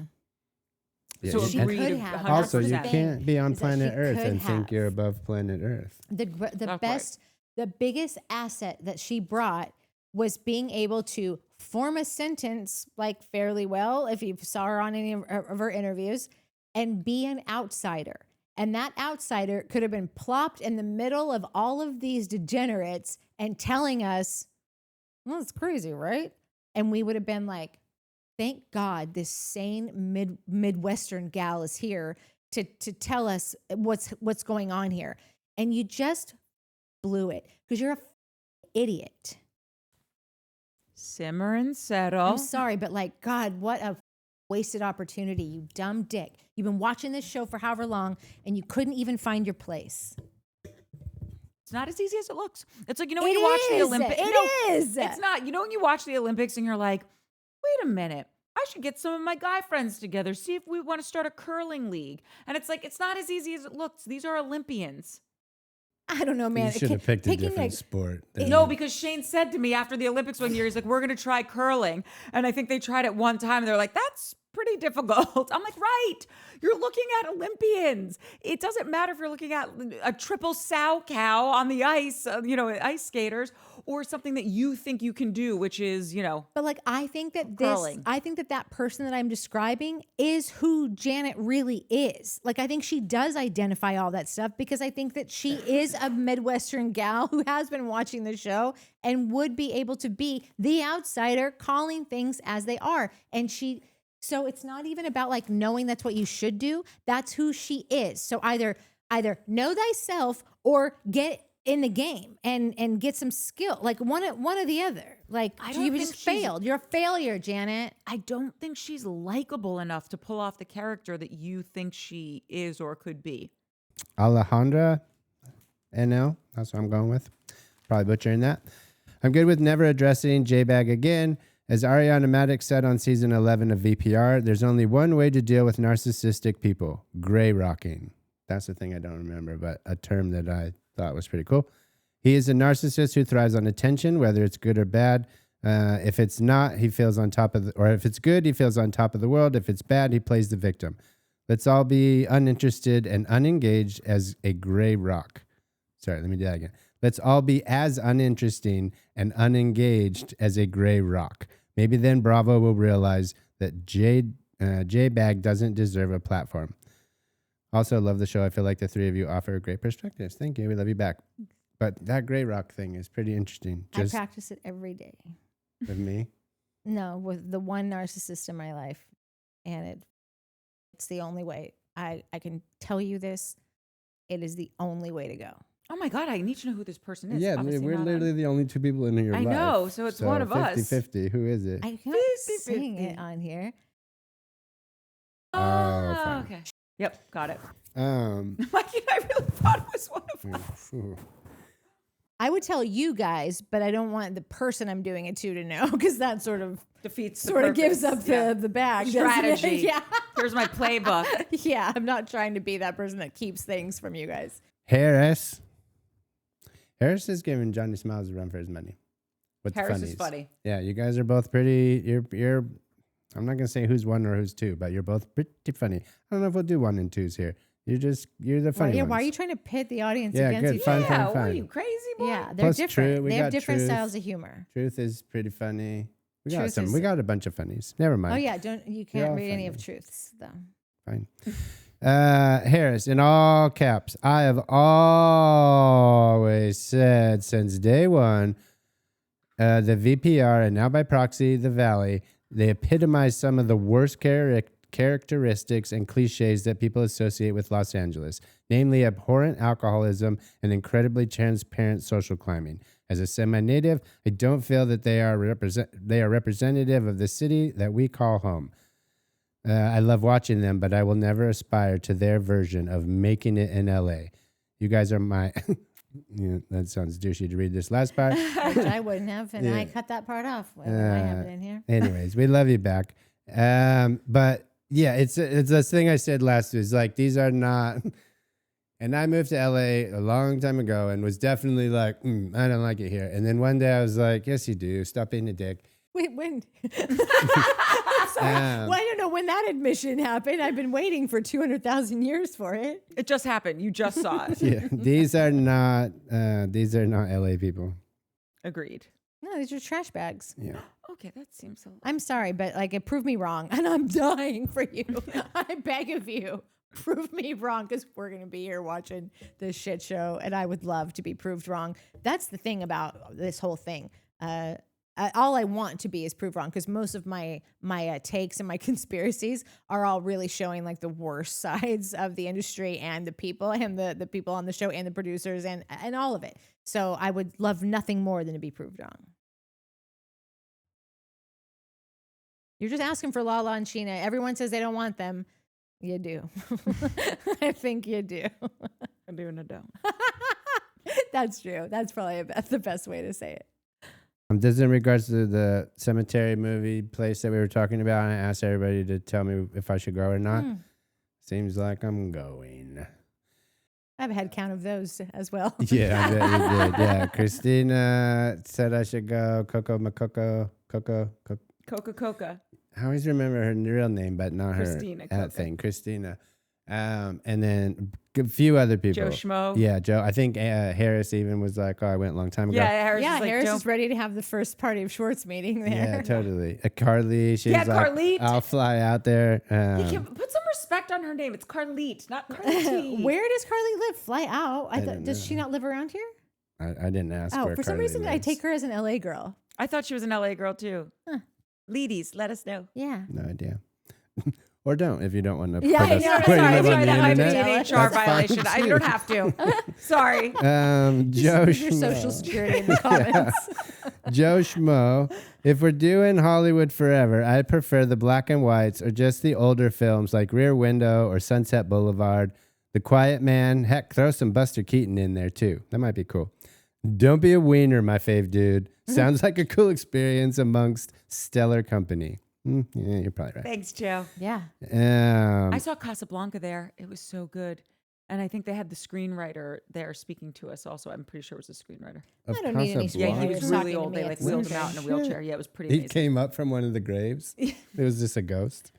And then she really enjoyed when you guys were laughing hysterically. Oh, yeah, I love that. I know. Joanna Yardley. I think the realest moment with Janet was when she says the baby picks up on when she's sad and she doesn't want to express her friendship disappointment around him.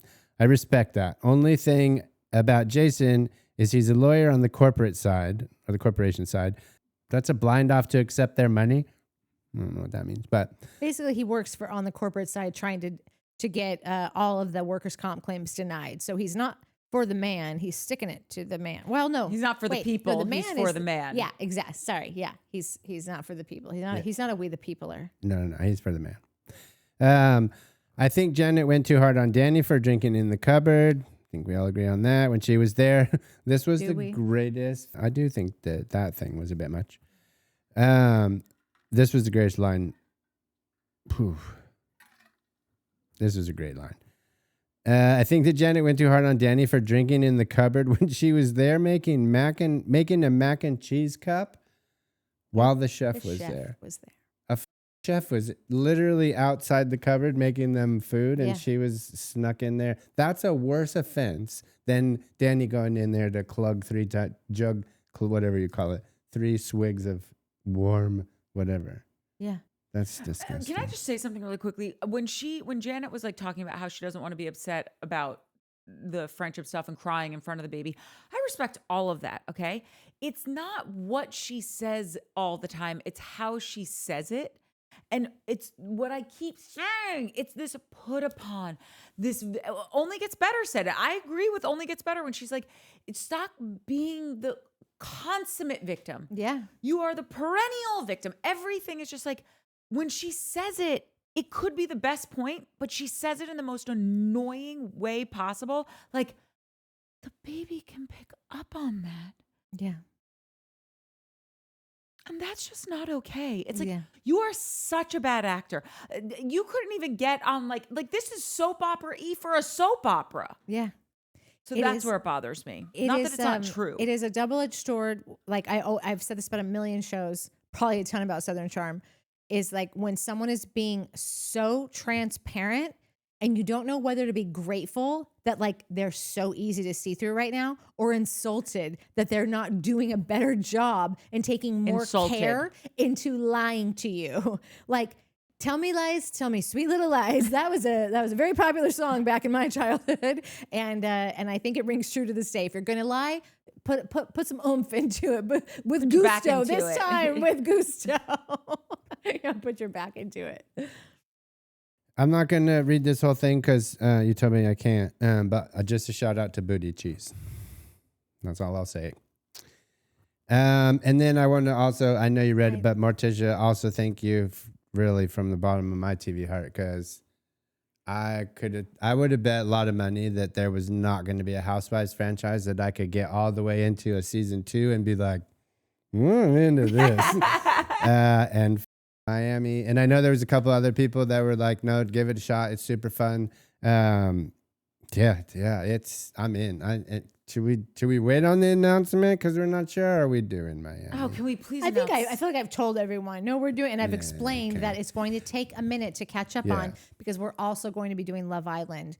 We're going to try to do And Love Next Island Gen. and next. Like we're trying to do all these, and we're also we're going to do some of these in a very short period. So it's just like we don't know these shows yet, so we're calling them quick dips as opposed to the deep dives. Yeah, I like that. Yeah. That's good. Because we want to Dipping your start on toes them, in. but like we don't know. We don't know. We don't know how. We're We don't trying know to how figure our this is gonna go. shit out. Mark, I Yeah. just want to let you know there's two pretty awesome guys that are Real Housewives fans. You know who they are? No. Mr. Howard Stern. Don't care about Howard Stern. What? Sorry. Leave. His wife and They him live have here. only rescued and saved and rehomed like 3,000 cats. That's amazing. I love them so much. And a Mr. John Hamm. And a Loves- Mr. Michael Rappaport. Great. Cool. Love it. I just thought you were in good company. I thought you'd want to Listen, know. that's fantastic. I'll take 2 of those dudes all day long. I don't not like what's his name. I was never a Howard Stern fan. Also, for anybody else who's trying to get a dude to watch Housewives, lead with the greatest athletes in the entire planet on Housewives of Miami. Maria Navratilova. What's his name? Scottie Pippen. There's Jordan's another day. Wait, Michael Jordan's son is on that show? No, not yet. When does he come? Gets there. Well, Michael Jordan's son, whatever. If Michael Jordan was it, but like these are. If somebody would have said that a little earlier, like I would have been like, oh, all right, I'm there, and they're in. It's not like a thing when when Navratilova, she's like, oh, we'll put your trophies in here. She's like, not big enough. I'm like, that's my girl. That's a champion. Wait, but you're on the new stuff already? Well, listen, Linda's. If we're gonna ever be Yeah, able like to start. we got, okay. we did skip to. I got to season 2-ish Of the of the original. real one, and then we skipped to 6 or 5. Yeah. I'll definitely go back and finish season 2, 3, 4. Like I'll fill the gaps, but it was taking way too long. It was going to take too long. We couldn't have got caught up until a couple Yeah, no, weeks, I'm and then here and so I'm like clear for it. we jumped ahead. But it's fun as hell. So yeah, thank you everyone. Laura Cavers. Bravo has really stepped in it, giving J-Bag a platform to normalize DV, narcissism, and obsessive control. So what happens next? They can Jax and Brit, or just Jax? Either way, they best be real concerned for Brit's safety and that of their kid. Take away J-Bag's fame and fortune, he'll blame Britney, and there's no telling what he won't do. Also, Bravo, stop filming minors. It's so wrong. I'd wager this season's drop in viewership has something to do with Bravo filming dark and triggering scenes with non-consenting children present. It's not the cast, it's J-Bag and the subjugation of minors to toxicity. No one is here for it. They're playing with fire, and this won't end well. Yeah, I don't think they should Like how you got film kids. I don't think kids should be talked about on like talking badly about children. Like they didn't sign up for this. They're under 18. I think kids are off fucking limits. Yeah. Personally, that's my opinion. I mean, of course, if you want to say like, oh, this kid's so cute or whatever, but I think other than that, I don't, I mean, play your cards right, kids, and you could have your own Next Gen NYC show one day, 20 after years down the therapy. round. Yeah. After you get out of your own little And mental after your rehab. parents spend all your money. And this was something I didn't realize until after, actually until I read this comment, but I was very proud of us for doing this. And so was Trisha Vader. Great recap. Thank you for not going into anything to do with snot. And you're welcome. Because that was so disgusting. What's her name? Yep, we're good. We're moving fine. on. Great. Trish thanks us. Courtney stole all my good comments. Mike's gonna go first from now on. No, he is. All right, I think that's all I got. You up, Natty Boo Pie? Little Red says, hey guys, I agree with Mike about Jason, but I can't remember why I agree. It's fine. Team Schwartz here. I always had a soft spot for the guy. Love ya. Love you. Next is Meteor Wine. Jack should be deplatformed. He has become so dangerous and cringe and certainly isn't helping ratings this season. We need Schwartzy for sure. This is coming from a tech bro. The problem with the Valley right now is there is just no heart. Nothing to counterbalance all of the purely commercially driven crass behavior. Ding, ding, ding, ding, ding. Yep, that's a number 2. A number 3 is a R height shoe. I would love to join the Party of Schwarz. And Carrie Wetzel says, axe the Jack's Party of Schwarz, please. I don't need to see that Jack's ass on my screen for a decent show. And then I missed Gaga's. I can't believe that because I read them all and I do a Schwartz search. I even misspell Schwartz in 7 different ways because some people do. And I still miss that. So that means that we have 5 new additions. Welcome to the party. If it makes you feel any better, she posted it 17 hours ago. I did my comments 18 hours ago. Yeah, not even yesterday. I did them like in the middle of the night on what is today? Today's Wednesday, on Monday night. So there you go. I would have missed it. That's how I missed it. That's okay. I got you. Thank you. Yeah, go. Hold on, real quick. Better not be Nettie. No, but Martin Conme might have just heard some news. Conme, sorry. How did I get that wrong? Because he was like, oh, it's bane of my existence. And I was like, dude, I'm Connor, also Irish. And people used to call me Con Man all the time. Con is the bane of my existence. I fucking hated it. So I felt you. I just need to look this up real quick because if this got out, we can say it now. We can talk about it. What? 1 second. AGT? I don't know if anyone's even going to care about this news or if they're going to be super mad. Is it in the... It's out. Like it's in the press? It like came out, yeah. Tom Sandoval is auditioning for AGT this year. He already did it. And I was there. I went to see it. Schwartzy showed up. Sandoval's new girlfriend. You didn't tell me that Schwartz was there. You left out the most important piece of information. He's a real professional. Wow. We've been holding on to this information for like a month. Longer than that. Like maybe 2 months. You didn't tell me that Schwartz was there. Was he nice? Was he so cute? He was there just to like support his buddy. But he's your hall pass. Did you fuck him? I did fuck him. I didn't bang him. He wasn't my hall pass then. That was after. Like I think he became a hall pass like 6 weeks ago. No. That was back in like Southern Charm, I feel like, is when you were talking about that. Just jokes. Anyways, Martin, yes, that is true. Tom auditioned and didn't suck. Yeah, get ready because Mike is maybe fucking a Sandoval fan. I hate Sandoval. I hate him so much, and I hated so much Tom Sandoval. No one's going to listen to us, and they're going to take everything we say with no credibility now that you're like... Yeah, you've ruined everything we've worked for. No, this isn't a Sandoval character conversation. This is a Tom Sandoval's and the Most Extras or whatever the fuck his band is. Nobody liked it. They're horrible. They're so cheesy. They're the worst. Everything we've ever seen is horrible. I haven't seen anything in 2 years. Then they came on the show and I was like, well, I'm going out there. I'm going to watch this so I have something to make fun of. And they were pretty fucking fun. Like they were fun. They were like a new Oingo Boingo. They had a horn section. They got choreography. They're all fucking dancing around and shit. All I could think of was, wow, this is fun. It was fun. All I can think of is Sarah McBride just unsubscribed. All I can think of is, well, it was fun while it lasted. Yeah. I'm not loving Tom Sandoval, but he was geeking out pretty hard. Stay tuned and see if everyone enjoyed it. But I guess it's in episode 5, which is like next week or the week after.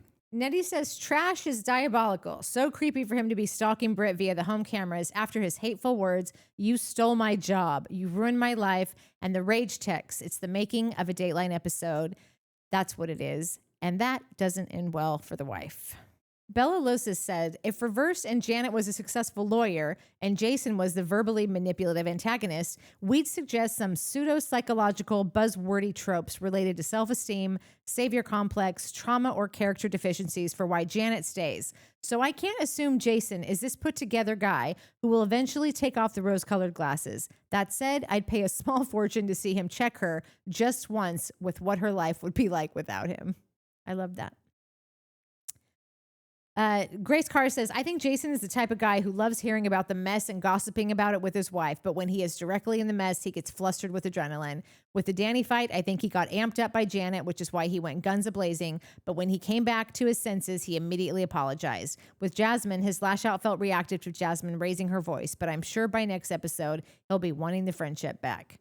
Well, all that happened. Yep. Jeez, Grace Carr, you got a fucking 8-ball globe? Little crystal ball. If so, I've got questions.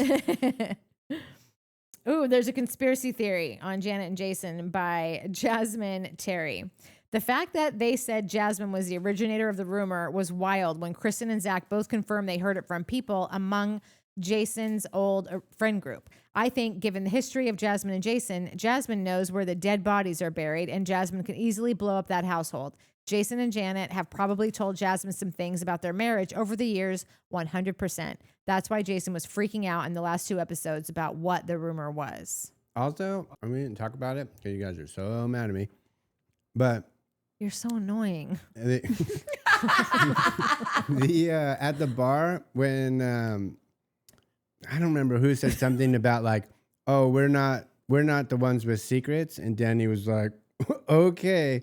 Like Janet said it. She goes, "We have nothing to hide." Something like that. But the way Danny replied or responded was like, "Oh shit, there's some. You guys There's do a have threesome something coming. to hide." I bet you there's a threesome in that past. I mean, I don't know. They're a little milk toast for that. no, because she said. She I mean, said I don't know if she's it's into real, but she said she was into it. But now I don't know if that's true. I think she was kidding. Now I'm not sure which one of these is like, are you into threesomes or are you a girl that says, have you ever had it in the butt? Oh, Like, because those two girls aren't the same girl. I'm sorry if Correct. that's offensive, but No, they're not. thank you. No, she's probably would love to do a sex tape and try to get some money for it. No way. Who wouldn't? Oh, God. Janet, don't put anything past that moron. Lynn Bendy says the fact that Jason is so pro-Jax but is willing to participate in trying to destroy Danny says a lot about him. It So says good. everything I need to know about him. And I think it's also like, it's making it where I am possibly looking past Danny's real issues because they're making it so ridiculous about how they're not addressing anything else. So there's no credibility here for me anymore. I don't trust anything these people say. Mary Ayaka Kent says, I almost turned off the episode. I cannot stomach Jax anymore. I cannot listen to him talk. I cannot look at his gross, weird, misshaped, squared face and crazy eyes. Everything he does drives me crazy. It's ridiculous of Bravo to fund this abusive asshole. Also, Britney, you're getting on my last nerve. You seem to be chasing fame, and I'm over you too now. And the entire scene on the beach with Janet, I wanted Jasmine to tackle her and throw her in the ocean. Right there with you on all of that. Ding ding. Okay, I don't. This episode made me love Jason. What? What? Granted, these comments are last week's, but the last few weeks, nothing's made me love Jason. No, it so didn't. still But plays. this one made me really just I have nothing left for him anywhere. Last episode wasn't as bad as this one, but it still is something. He seems like such an innocent, and maybe that's why he's still close with Jax and Janet. He sees the best in everyone. Maybe I'm dumb, but I've bought the sweet boy character hook, line, and sinker. Don't do it, Ningy. At least you know it's a hook, line, and sinker. That's the best I can say. Sink her. But Ningy Sinker was so is was so forthcoming with like everything else that like I just want to give you a pass on this. I think you've earned one bad moment, I think. Yeah. Maybe she stumbled into some bad. Did I stumble into some bad lighting? Yeah, exactly. Shannon Fall says, in my mind, when Janet and Jason get home from a scene, Janet puts on her coach whistle, gets out the giant rolling whiteboard and her expo markers, and goes over the next play with a helmet-clad Jason that she has strapped to the couch. Agreed. That's perfect. Was that from Shannon, last week or 2 weeks ago? last week. Yeah, I thought we already read that one before. No. Maybe not. You'd be wrong. Tanya Bluebell says, there's a reason Jax is good friends with Jason and Janet. All borderlines need an enabler. Ironically, Jason is sandwiched between the two borderlines, Janet and Jax. Jason has no idea what kind of trouble he might be in if he ever leaves Janet. Just look at what Jax is deploying on Britney. Dun, dun, dun. Green giant. That's it. Sorry. Angela Williams Stokes says, I used to party at Hollywood Forever 20-ish years ago when I lived in LA. I absolutely loved it. I had a beer with Johnny Ramone. It wasn't spooky or strange at all to me. I would 100% go watch a movie at Hollywood Forever and celebrate life with our departed stars and starlets. Hear, hear. If I knew I was going to have a beer with Johnny Ramone, I would go too. Whatever, I'm going. We're going to go see John. We're going to go try to find somebody. That does not hold water. Yeah. These are really good.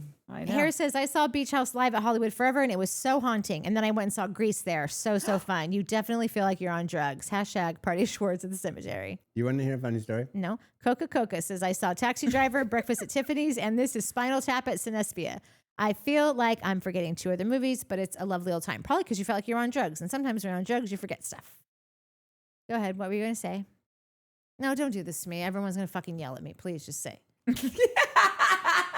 What's your story? It's fine. It's too long of a story. Shannon Fall says, Britney has been trying to pull a Schwartz and get along with everyone, but she's not as innately charming as Schwartz. That is an excellent point. Truth for Peace says, there's speculation that Janet is fishing for Easy Mac sponsorship dollars, but it's a fact that Sheena Shea partnered with Preparation H Dude. and is advertising their product on her social media after her hemorrhoids comment. How do we feel about this? Are we team get your bag girl or is Sheena giving us the ick? For me, I'm feeling icky. This is dicey territory. Will the sponsorships dictate the storylines or will the storylines dictate the sponsorships? Well, you got the dick part, right? Truth also says, Mike is cracking me up when he called Janet an alpha nerd and also saying that you can't be a badass with a metal detector. The wheels in my mind started spinning and I envisioned Janet on a motorcycle with black leather pants and a black leather jacket with fringe blowing in the wind. She's on the way to the beach with her metal detector bungeed to the handlebar and seat. On her way there, she notices a 7-year-old little girl at the end of the driveway selling lemonade. Janet questions the little girl and then calls 911 and when she realizes there is no food handler's license. I'm thinking this could be a movie, tightly based on Janet Caperna. The title of this movie will be called Alpha Nerd Without a Cause and will be played by Reese Witherspoon. I need funding. Maybe I will call Lala's ex Randall. By the way, I do agree that Janet is a Karen, but only 85%. 15% of her is a cute, nerdy little girl. You know, if it was Nia on the beach with her metal detector, we would all be saying how adorable she is and how we all like her even more. And I also do agree that she brought that prop only to make the wedding ring comment. She is the carrot top of the valley. P.S. Mike, you also had me laughing when you said, Janet, your kid isn't sad because you're sad. He's pissed that you're in his ball pit. Get the hell out. Get your own ball pit. True story. Dude, totally. That is why I was pissed. I was pissed. What are you doing, Fifth? He's looking for treats. Bill Dandy says, you're the only one in this world who wants Lala back or Sheena. LOL. Please, this is a terrible take. Don't put those women back on our screens. They are awful. I like you guys. I wish you'd let your male friend talk more. He's very funny, but you guys don't let him talk. I'll try. Listen, he's funny, but looks aren't everything. That's a dad joke. My dad. Be respectful. R.I.P. Oh, one of our subs, Meteor invented Wine, the internet. Who knew? Yeah, that's why we're all here. A big round of applause to the inventor of the internet. Thank you. Yeah, wild. Well, I've always said that the most brilliant people watch housewife shows, reality TV. Listen, everything his comment said blew my mind. I literally said it. This is all I need to know for the rest of my life. But I also needed to know that tech bros like reality TV shows also. This gives me so much hope for humanity, and I'm not even kidding. I'm telling you, people with overworked brains need a brain lick. That's what I always say. It's a brain licker. Yeah. It's just so nice. Yeah, no, that comment blew my mind. And now all I want you to do is DM me so I can ask you 50 questions on what the hell we're supposed to do to get ready for this new AI revolution. Because I feel like you've got at least 5, a starter pack. There's 5 things to get ready for the revolution. And I need to know those things because I'll just be here spinning, chasing my tail per usual. I just got a little robot, so I'm ready for robots. She's a step ahead of all of us. Okay, that is it, kids. Now we're getting into next gen. Yeah, we're going to see how it goes. We're not making any commitments, but we're going to give it a go. Quick dip. Yeah. And we'll explain what a quick dip is in Oh, Foof is like, I've been waiting all night for the next Gen NYC. Yeah. Fifth super into next gen NYC. Well, because he thinks that he's going to take over this show. He's next gen Showmance. ASS. Yeah. Yeah. Okay, well, see us there. Okay. Get a quick dip in with us. Yeah. Ciao for now. Like and subscribe. Oh, yeah. Please do. Tell a friend. Okay. That's it. Mwah. Love you. Bye. Bye, guys.